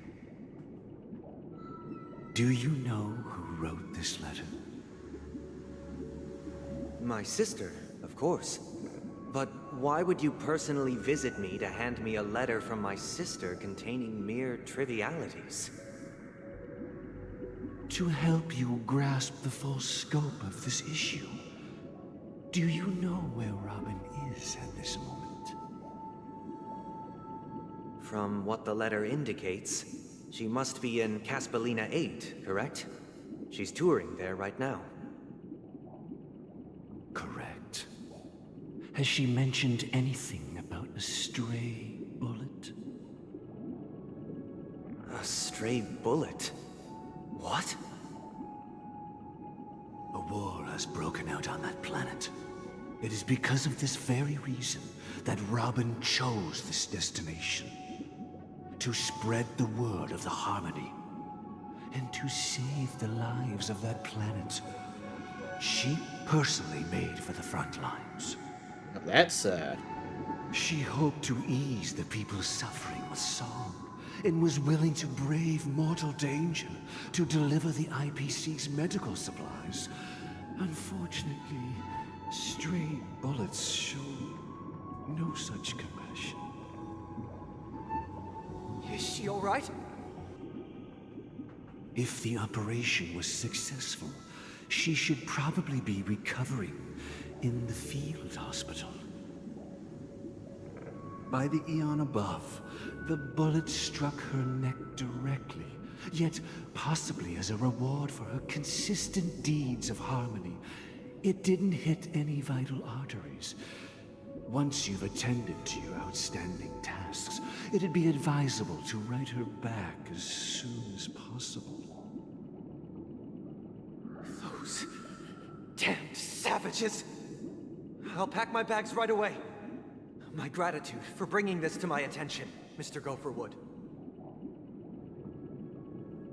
Now you understand why she always wears such elaborate neck ornaments, don't you? There's a boat in there? How could this happen? Miss Robin.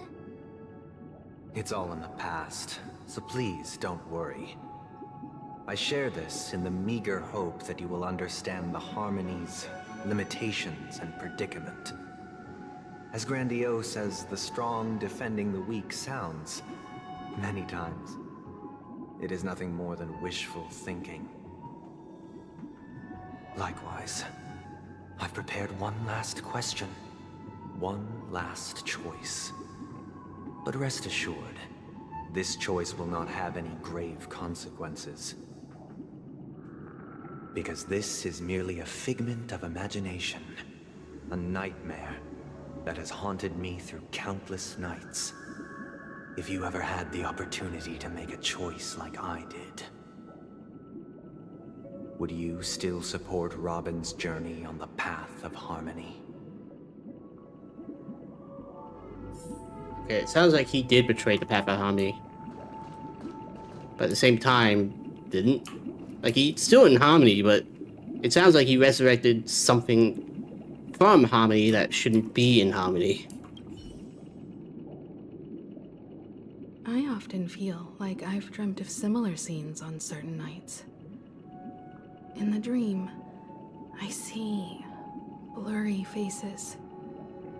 I don't know who they are, but I sympathize with all of them, fighting for survival against some unfathomable force. Their confusion and fear are lucid to me, but I also remember they chose never to give up. Just like Miss Robin. If Mr. Sunday's question leaves you puzzled, you should find the answer from your own experiences. With each Trailblaze, dangers and tribulations will surely follow. But would you ever back away? Would you stop March and Don Hung from reaching their next destination? I believe you have an answer of your own in your heart. You know, I never realized this, but Trailblazer is told in Himiko. Wow. Miss Robin's courage is admirable. And here I was thinking she was just another superstar celebrity. But the fact that she's also Mr. Sunday's younger sister? No, I doubt he'd wish harm on his own flesh and blood, no matter how grand the ambition.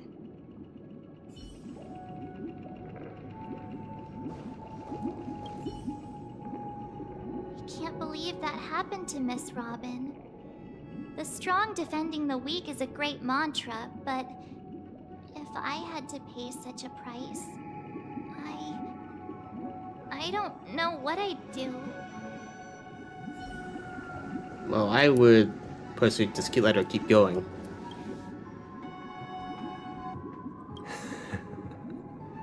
I see. I am now aware of everyone's stances. Raising these questions merely serves to illustrate one point. The plight of Penacony cannot be salvaged by the harmony. The true foundation for a sweet dream paradise can only be established through the order where the strong govern the weak. I know the suffering of being tormented, the turmoil of losing your way, how sorrow and even despair set in when matters don't work out. All of this causes me unending pain, because this is not what happiness is at all. We must teach the weak how to live a happy life. And this life isn't some noble propriety that the upper crust preaches, but in definitive terms, a way of survival that belongs to everyone. So what is your definition of living a happy life? To be caged up. Good question. Human consciousness is fundamentally an illusion, a cage known as self-worth. People lured in by this illusion make mistakes, yet still ask that external influences bear the burden. When one mistake after the next permeates the masses, they become impossible to trace, Thus, the amassing of these individual cages culminate to form a prison. A place dictated only by the rule of survival of the fittest. Okay, he's reviving a prison. Nature is always accompanied by predation and sacrifice. Its antithesis is known as order. That is what I want to do. Unite people's happiness under the banner of order. They won't need to make bitter choices any longer, nor face the weaknesses of humanity. They can cast aside their primal instincts to build a haven for mankind. Simply describing thoughts is far too abstract, so allow me to provide a simple example. As you all may know, there are societal norms like weekends and long weekends that exist on some worlds. During these hard-earned rest days, people are given the chance to extricate themselves from the stresses of everyday life, allowing a certain tranquility to return to their souls. And it is only on these days that people do not have to adhere to the law where the strong prey on the weak. They can live out their lives happily during these brief intermissions. It's just a pity that 2 or 3 days are still too fleeting compared to the span of a lifetime.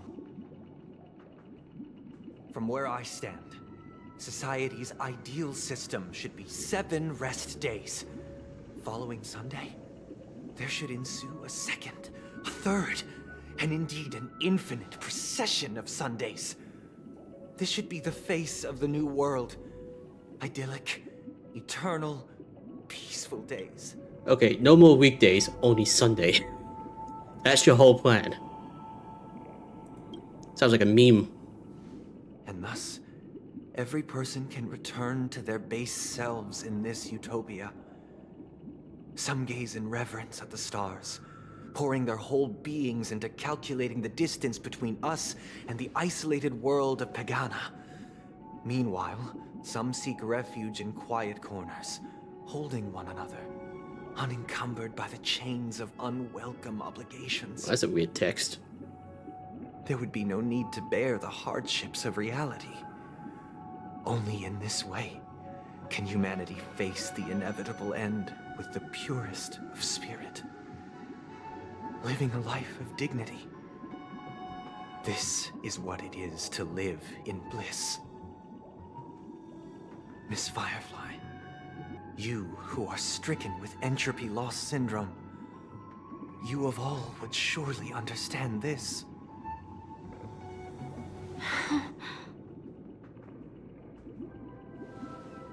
It sounds like a flawless theory.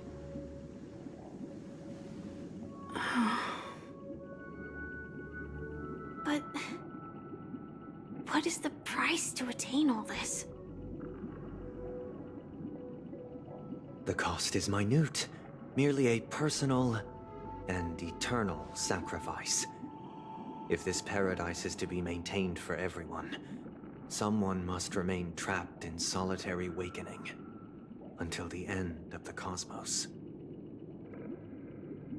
Awakening. Which means that this so-called paradise is still a dream. Stepping into this paradise means forsaking reality, correct? It is not forsaking, but transcending. Flesh, blood, sorrow, weakness.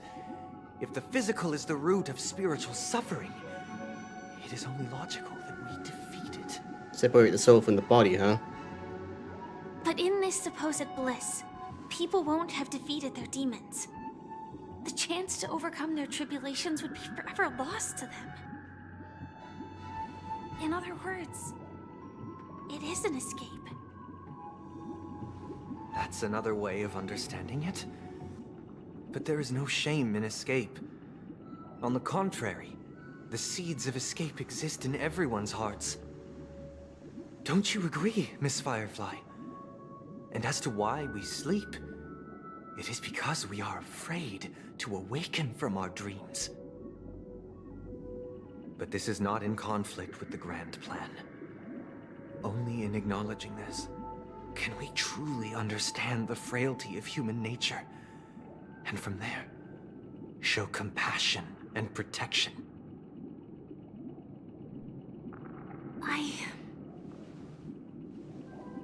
I admit that you are a born leader. Your perspective on humanity brims with pessimism. Yet you express compassion for all, even when your heart pities them. But unlike you, I live for the self. From my perspective, individuals making choices for themselves is their birthright. The want to escape may be innate in the weak. But whether they are weak or not, it is not up to another to decide. Perhaps in your mind, you also view me as weak?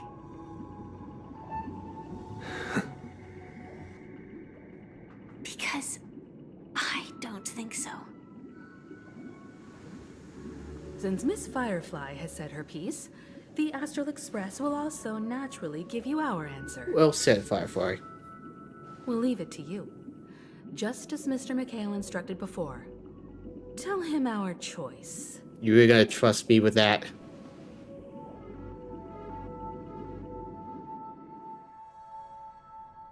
Not long ago. What is this place? Oh, Misha. Does this place ring any bells, Misha? I don't know, but I feel a sense of déjà vu. What is this place? It's the realm within a dream bubble. This was left to the Astral Express by a nameless, but weirdly, when we entered it, it was completely empty. Dr. Edward from the Dreamscape sales store told me that dreams are formed from memories, and a dream bubble can't take shape if its core is empty. So I thought you might be able to help us in unraveling this mystery, Misha. As a hotel doorman, you know Penacony best among us. I don't know much about dream bubbles, but if you want to figure out what this mansion is, I'll do my best. I'm counting on you then. Himeko, I still don't get it. Why were you so sure that Misha had a connection with this dream bubble? I wasn't sure. It was just a hunch. But since Misha feels familiar with this place, my hunch might be correct. Sorry. Something was stuck in my eye. This place looks a bit familiar. This place feels a bit nostalgic. Exactly. This is where you and Firefly encountered death, which we now know as dormancy. Considering its connection to Dreamflux Reef, it's not surprising it appeared here. The question now is, who brought you here? Based on the clues we have so far, it's unlikely to be that masked fool. So identifying them is crucial to us. We're drawing closer to the truth once more. Let's give Misha some time, as I believe he'll unveil the secret of this dream bubble. Should we still be worried about the fool? All right, but there are doors all over the place. Which one should we choose? Do you have any idea, Misha? I guess... maybe this way? I'm not entirely sure, but... let's give it a try. Wait, you managed to choose the right door on your first try? Weird. This place is quite different from the hotel. But I feel like I've been here before, and even lived here for a while. If I remember correctly, there should be a fireplace down that hallway. Clocky and I used to sit by the fire, listening to the crackling of firewood.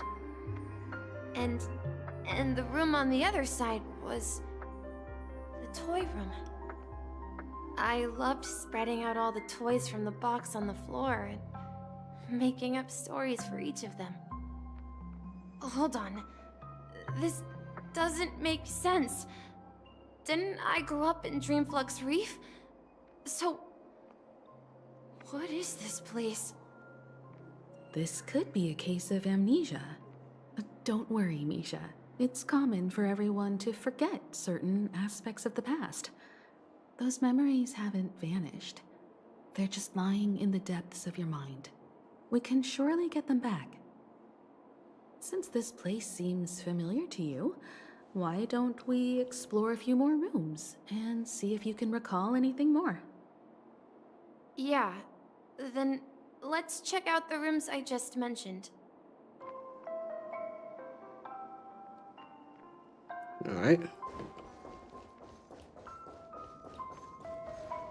Mikhail, that's the name.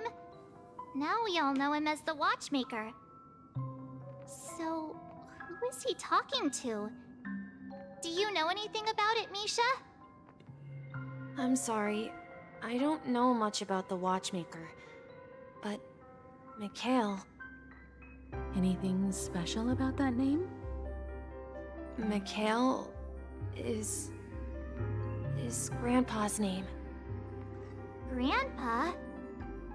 Do you mean you're the Watchmaker's grandson? Well, this is certainly strange. But we haven't heard anything about the Watchmaker having descendants. And the name Mikhail is not rare. Perhaps it's merely a coincidence. Could you tell us more about your grandpa, Mikhail? Yeah, sure. He was a seafarer who fearlessly ventured into mysterious seas and storms. He was always on the sea and had lots of friends who accompanied him on his travels. He didn't want me to call him Grandpa because that would make him sound old. He believed he was still young. The name Mikhail was given to him by his parents, Mihaly and Elise, both renowned seafarers. Every time he came back, he'd share his logbook with me and tell me about his adventures at sea. I want to become a great adventurer, just like him. It appears that the seafarer has nothing to do with the Watchmaker. So, perhaps it's just a coincidence? So, where is your grandpa now? He went off on a new journey, and it's been quite a while since I last saw him. So, where has Clocky gone? Did he leave to protect Dreamville? Did he somehow separate his dream self from his conscience? Is that what we're going with? Tick-tock.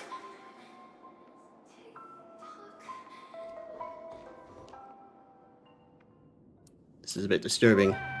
I heard some noises from the room. Origami Bird? That's a friend of mine. You and Origami Bird are friends? Yeah. It's a member of the Compass crew, just like Clocky and Miss Mirror. And there's more than just one Origami Bird. They are a big family with lots of brothers and sisters who look the same. They follow Miss Mirror's orders and handle all sorts of jobs on the ship. They're the best sailors. Sailors? Can Origami Birds be sailors? Could you tell us more about the compass, Misha? The Compass is a ship bound for the New World. Clocky and his partners travel through layers of fog to the depths of the sea. Whenever there is danger, Clocky will use a compass and guide the ship in the right direction. That's a great story. But in the Penacony cartoon, Clocky and his partners have always lived in Dreamville and never ventured out, right? Huh? Oh, that does seem to be the case. Weird. I clearly remember... he arrived in the New World in the end. Perhaps Clocky has a hidden past. I think I hear the sound of water. You once mentioned there's a magnificent fountain up ahead.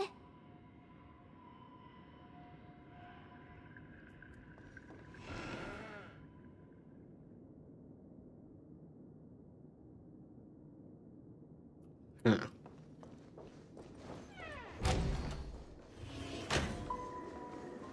Look, there it is! The water resembles a precious jewel, embedded in the dreams of all seafarers. Every time I gaze at the shimmering lights beneath the waves, it feels as though I'm back in this place, standing by your side.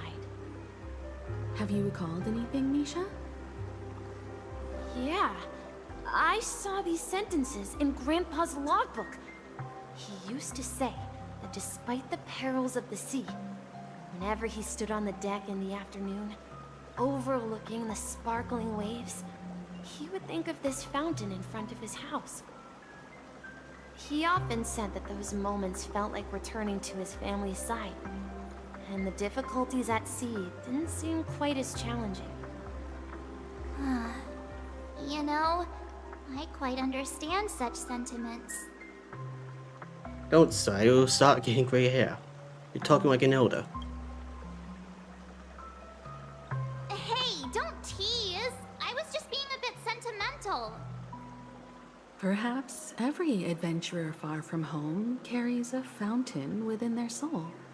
Even though the other side of the sea remains shrouded in the unknown, the fountain in front of his house serves as a compass, leading him back to his cherished ones. Yeah, while Grandpa was at home, we would stand by the fountain and place the compass, a toy boat that I made, into the pool. Back then, I would ask him when I could go on adventures like him, and he would always laugh and say I was still too young. It seems this Mikhail is truly a seafarer and has nothing to do with the watchmaker. Yeah.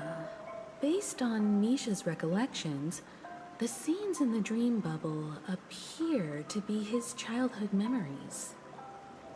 But this raises more questions.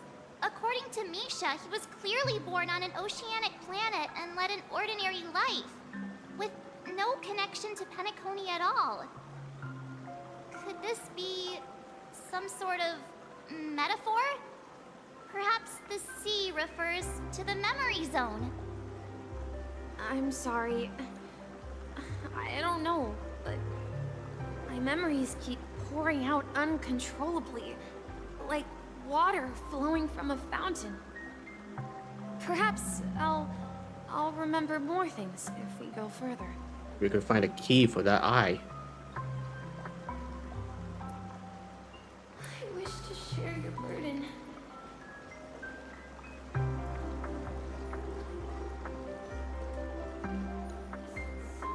We're going to the opposite side, right?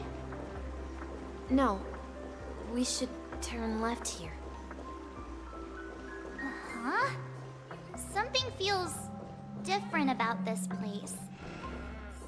Up ahead is Grandpa's study. It was in that room that I saw him the last time. We've overcome so many challenges.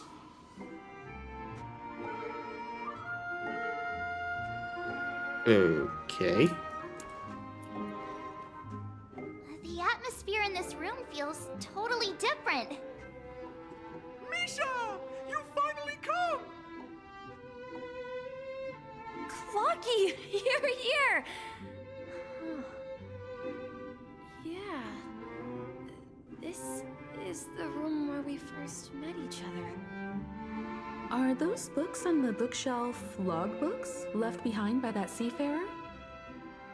Yeah. Whenever he came back, he placed a logbook on the bookshelf in his room. They contain records of his expeditions to every corner of the world. He described our world as a fountain. At some point, the sea started to gradually swallow up the land where people lived. To ensure that everyone had land to settle on, he had to continue exploring the sea and search for the source of the rising seawater. On that day, he called me to his study, telling me that he was embarking on another journey. However, I could sense the gravity in his expression. It was the same look I had seen on my father's face before his final voyage. I asked him if I could go with him, but he said that my adventure lay elsewhere and told me to stay home and patiently await a certain sound at the door. What sound? He told me about a vast ocean in the sky. An ocean of stars.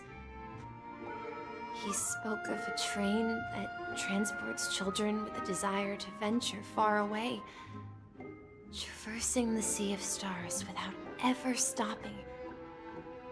He said that he knew the crew on the train, and that he had asked them to take me along. He said the journey I had always dreamed of would start there. A train? Could it be? It's the Astral Express. I remember now. Grandpa's friends are a group of nameless who came to this world to resolve a disaster caused by a star. Then, he gave his pocket watch to me. It was his cherished treasure, appearing in every one of his adventure tales. He explained that difficult times were ahead, but assured me that the watch would guide me.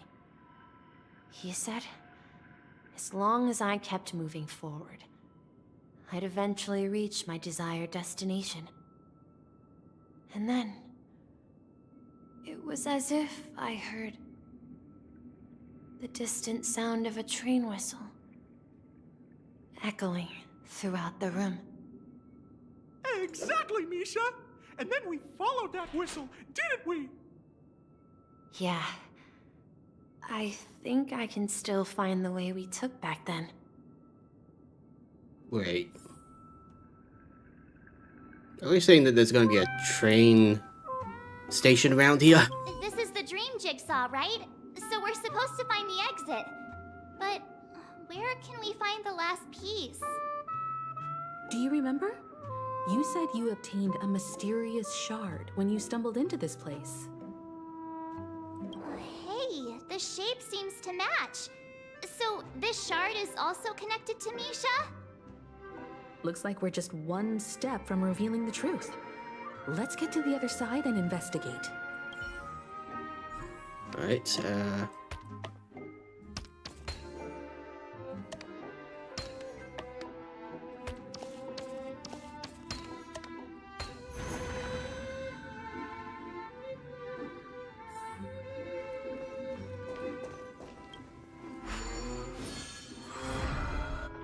This is it. This is my room of clocks.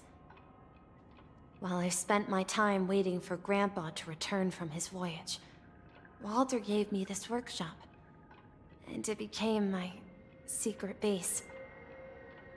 Here, I learned how to repair clockworking gears out of my fondness of precision mechanics.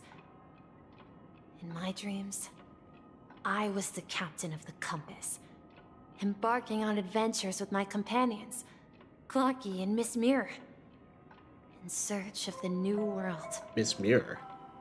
I was born and raised here. So, this building in the dream bubble is your childhood home? Yes, but not exactly. To be more precise, This dream bubble itself is my home. Looks like you've remembered everything now. Wait. Why does it feel like everyone else knows something I don't? I don't know, I'm just as confused as you are. Yeah, you're the only one still in the dark. March, do you remember when she mentioned the clocky that only she could see? Yeah, the little guy here, right? But we all saw him in Dreamflux Reef, right? And Mr. Yang even greeted him. Looks like everyone on the Astral Express has a childlike spirit. No, there's something else going The on. answer lies in the Astral Express. Her experience shows that neither Firefly nor Acheron can see this clocky. And when we were in Dreamflux Reef, you may have noticed that for some reason, nobody outside of the crew had ever talked with Clocky. Yeah, I noticed that too. Wait, really?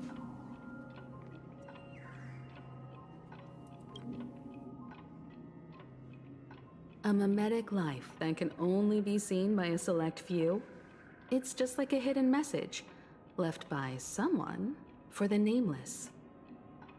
But Misha can see Clocky too, right? They even grew up together. But Misha hasn't started the way of the Trailblaze yet. That's the key to the mystery, March. Now, take a moment to recall. Have you ever seen anyone outside of the crew interact with Misha? Wait. No way! That's the answer, March 7th. This dream bubble is the place where I was born. And I'm a dweller in this dream. Just like a memory zone meme. I should have stayed here and waited for you. But when reality and memories merged, I unconsciously pushed open that door and left the bubble with Clocky. So it's not that the Watchmaker's dream bubble is empty, but rather the stuff inside ran away? Okay, that's gonna be a headache. And the whistle you heard was the sound of the Express arriving at Penacony? That's one way to see it, but I believe there's a longer story behind all this. It's best for Misha himself to explain all the details. How about we start with your name? Now, should we call you Misha, or...? Thank you all for helping me rediscover my true self. Now, please allow me to reintroduce myself. I was born on Lushaka, in the Presmere system, adopted by seafarers Mikhail and Char. They gave me a treasure, a name that carried their hopes. Mikhail Char Legwork, or simply, Misha. The missing If you Trailblazer. prefer, you can call me by a more familiar name, the Watchmaker. Clocky doesn't look impressed. You're the Watchmaker himself? Unfortunately, that legendary figure is no more. I'm only a reflection of his life. As for the child who has been with you, he's the innocent protagonist of Misha's childhood dream. Friend of Clocky, a young apprentice, and a future mechanic on the Express. And this also marks the beginning of his journey, devoted to the Trailblaze. At the end of the journey, I left this little flame, which I so cherished, in my deepest dreams, hoping to pass it on to the nameless of future generations. However, he somehow left the dream bubble and forgot all about his task. I apologize for all the confusion this caused. You better. Because he was born with a desire to trailblaze, wasn't he? Guess he's joined the I train. don't think Misha has forgotten his role as a guide. He remembered it, and that's why he mistakenly appeared as a hotel doorman in her dream from the very beginning. The one who brought our unconscious friend here must have been Misha. If that's the case, we encountered the Watchmaker's legacy from the beginning, didn't we? Well, I have a sarcastic friend who says I always take big detours and end up back where I started. Perhaps that's what every nameless has to go through. But in the end, you found me. I'm sure you're all wondering what my legacy is. I believe my hound has mentioned the Stellaron and my wealth. If I may apologize, the Stellaron part is real. As for my wealth, however, it's nothing more than a baseless rumor. I left my homeland as a child and embarked on the journey of Trailblaze. I traveled to various planets until finally reaching Asdana, where my friends and I built the original Penacony and fought for its future ever since. I've been moving forward all my life, doing what I could to overcome the obstacles in my path. But ultimately, my journey reached its end, and I left behind no possessions worth entrusting.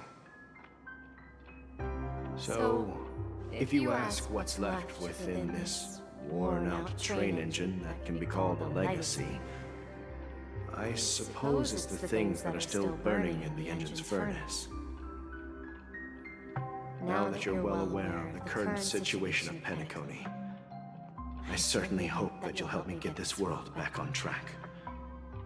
But I'll leave that decision to you, for the path of Trailblaze is never paved by others.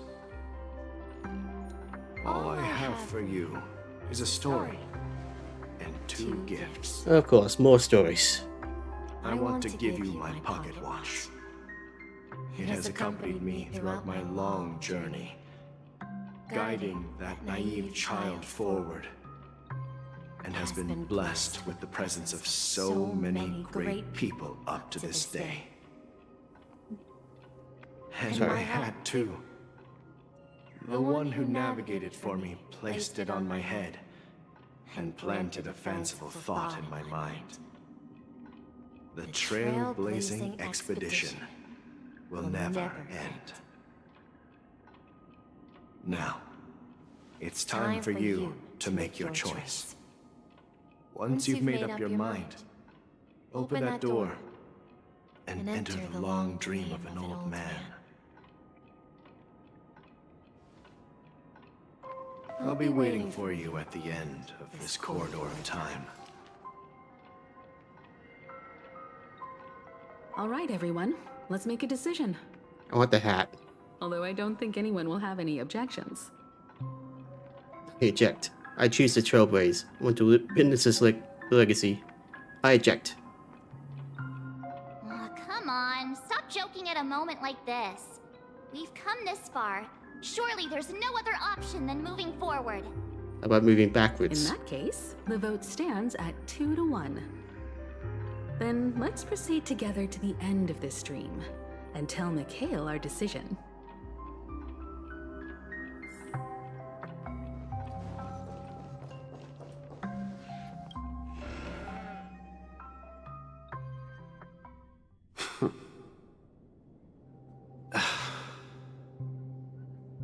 Mikhail, where are you going? Someone has to step up and save Lushaka. So why can't it be me, Misha? Please don't go. And if you must, please take me with you. Don't leave me alone. Even without me, you know how to proceed forward, brave Captain Misha. The compass is waiting for you. Haven't you always wanted to be a better adventurer than me?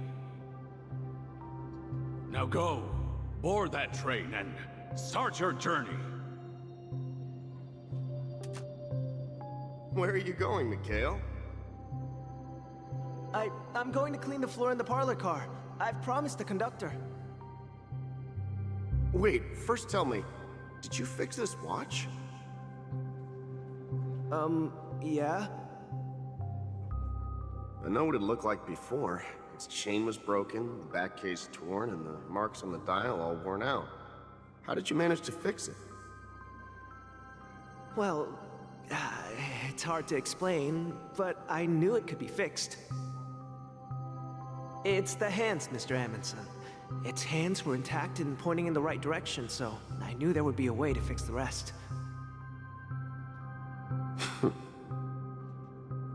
I see. You'll work with me from now on. Haven't you always wanted to tinker with this train? You're its mechanic now. As for the conductor, I'll do the talking. But I only know how to fix watches. Don't worry. You've got what it takes. I'll teach you what you need to know. Where are you going, legwork? It's time to head to our next stop.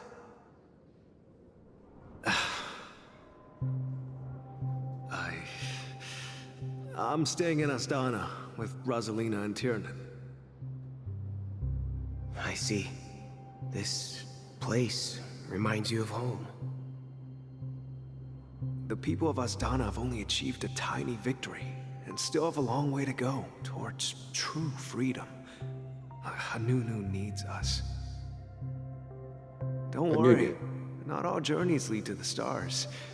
Even if I leave the Express, our path of Trailblaze will continue. Yeah. I knew you wouldn't stay on the Express forever. Leave in peace, my friend. And, take this with you. This is Mr. Amundsen's hat. But why? When he departed, he said he would leave it to his best student. Well, I suppose the time has come.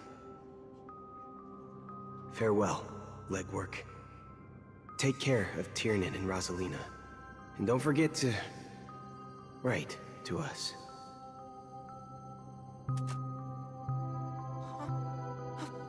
Where are you going, Watchmaker? Don't worry, Micah. Just going on a little trip. Someone has to be at the forefront of the interstellar frontier, and I'm the only former Nameless in Penacony. So why can't it be me? Because you're all we have! Have you forgotten about Tiernan? The cosmos is way more dangerous now. What will happen to Penacony if we lose you too? But what will happen to Penacony if we don't find a way out? Ah, Tiernan. How could I ever forget him? I've spent countless sleepless nights asking myself why I didn't go with him back then. We Nameless won't stop. Don't worry, Micah. It's just a matter of getting back to my old profession. Just wait for me to come back. But if, and it's a big if I don't come back in one piece, then you'll become the next Watchmaker. Where are you going, old man? Oh, you're here. Answer my question. What are you up to? Relax, Gallagher. I just came up with a great idea. Wanna hear it? Oh, come on. Aren't all your ideas just ways to get yourself killed? I may be blunt here, but you're the last remaining hero in Penacony. If you die too, the secret of the Stellaron will go to the grave with you. Yes, I'm afraid there's no way out in Penacony, so I'll have to consider alternatives beyond Astana. We'll organize a festival using the Watchmaker's legacy as a facade, and send invitations to the entire cosmos to gather people here. So, a desperate struggle against the family? Desperate? Don't we have you here, my friend? This task is challenging, but what hasn't been challenging for us along the way? Well, whatever you do, remember, make sure to send an invitation to the Astral Express. Misha! Where are you going? Oh, it's you, Clocky. Take me to Dreamflux Reef. Last night, I had a long dream about the day we met. I want to write down that dream. Write it down? Why? Oh, so I won't forget it. Do you remember how you got your name, Clocky? Of course! You told me that when you were a kid, you lived in a room full of clocks. Those wall clocks and pocket watches grew up with you and were your best friends. Imagine that being a little bit of a nightmare. Yes, but what I didn't mention was there's a funny misunderstanding behind it. I was a kid, and there was always a special pocket watch in my memories. It was with my grandpa, guiding him on his sea voyages and leading the way in his every adventure story. I wanted to have a pocket watch like that too. And that's when you appeared in my dreams. Yeah. Every night, we boarded the compass and set sail together. But you know what? It wasn't until the day my grandpa gave it to me that I realized it wasn't a pocket watch at all. It was a compass. It was a compass. So, your name should have been Compassy. That sounds wrong. And the watchmaker is just a nameless.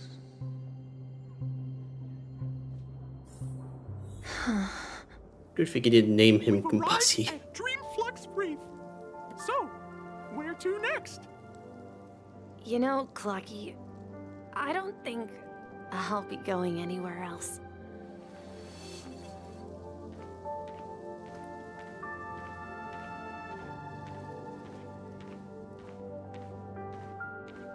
What's gonna happen? Is Misha gonna die? Reminds me, I still need to grab a feather here. No, a soul one.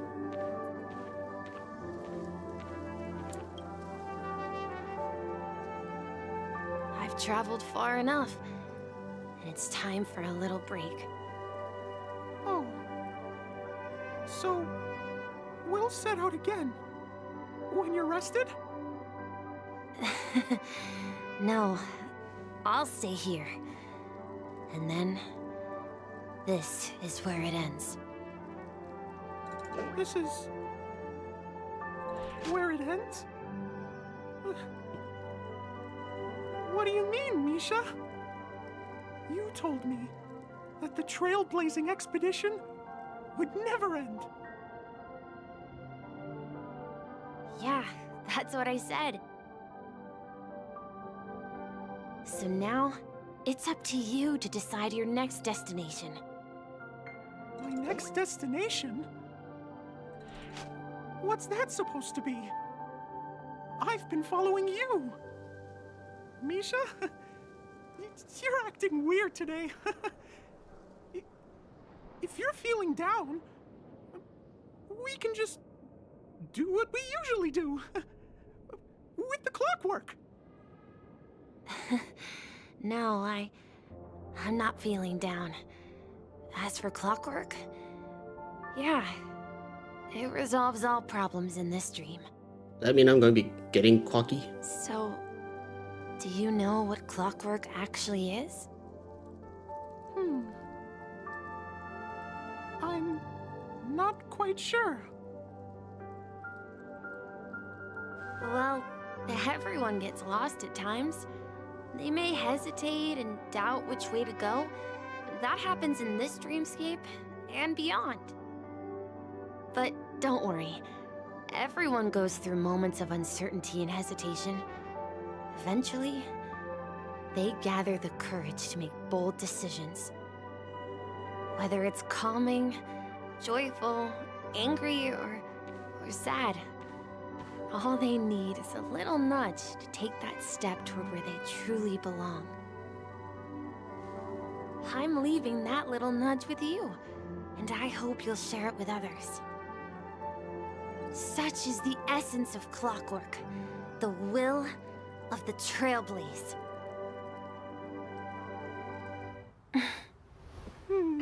Clocky's hands spin around non-stop, indicating confusion, frustration, and weakness. But ultimately, people still need to move forward. Just like your hands, always pointing ahead. This is where my journey ends. From now on, it is your path to walk.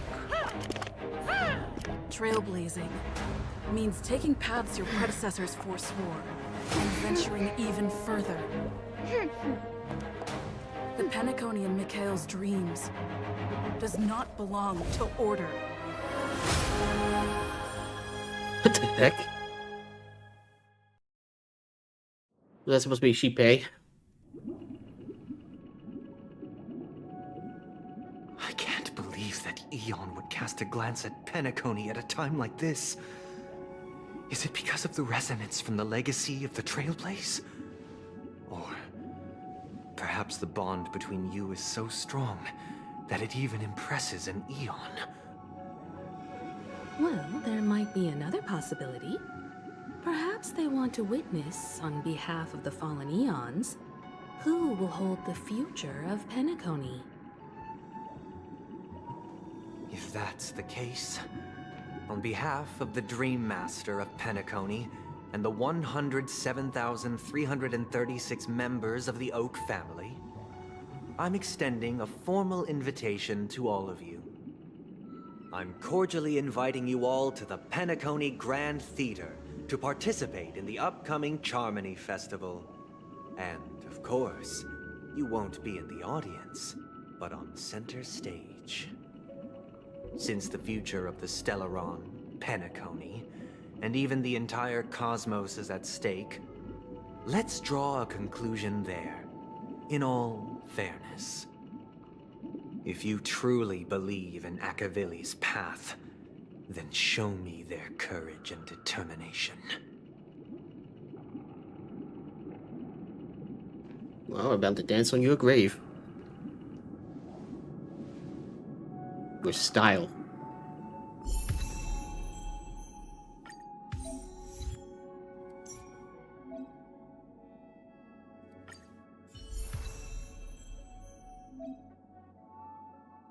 Trial the current path here to understand the combat mechanics.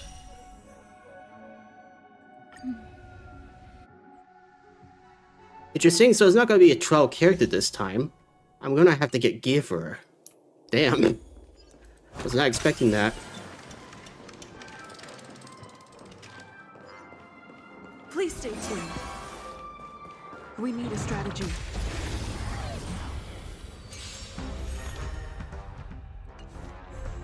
Time to test our rapport.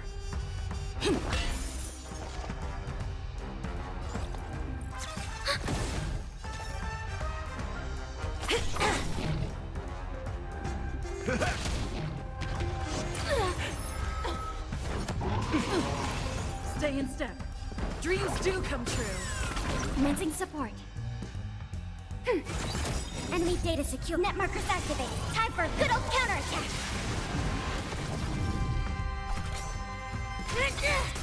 In the mood for another beating? Order of execute the Marastruck!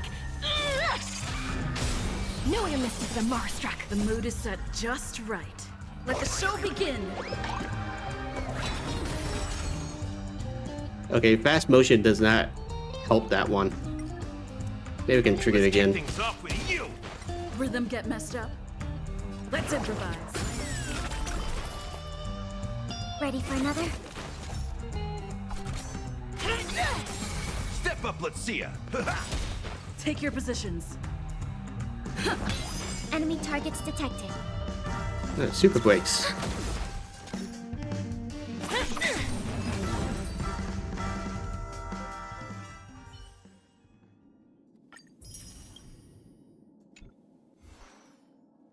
Alright, so I'm gonna need relics, light cones, and to level up these traces here.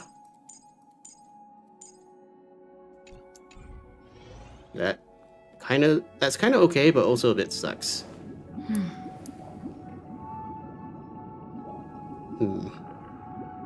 Trying to think for a second.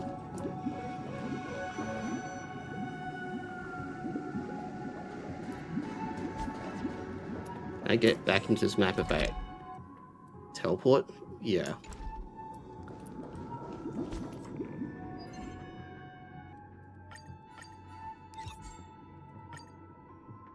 Alright, well, here's what I'm going to do. I'm going to save the epilogue till next time. Well, I set up Stell to be the very best dancer she can ever be. So, yeah.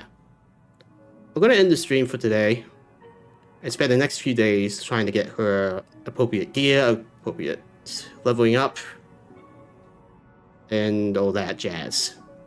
So thank you for tuning in, and please tune in next time for the possible finale. Hope to see you then. See ya.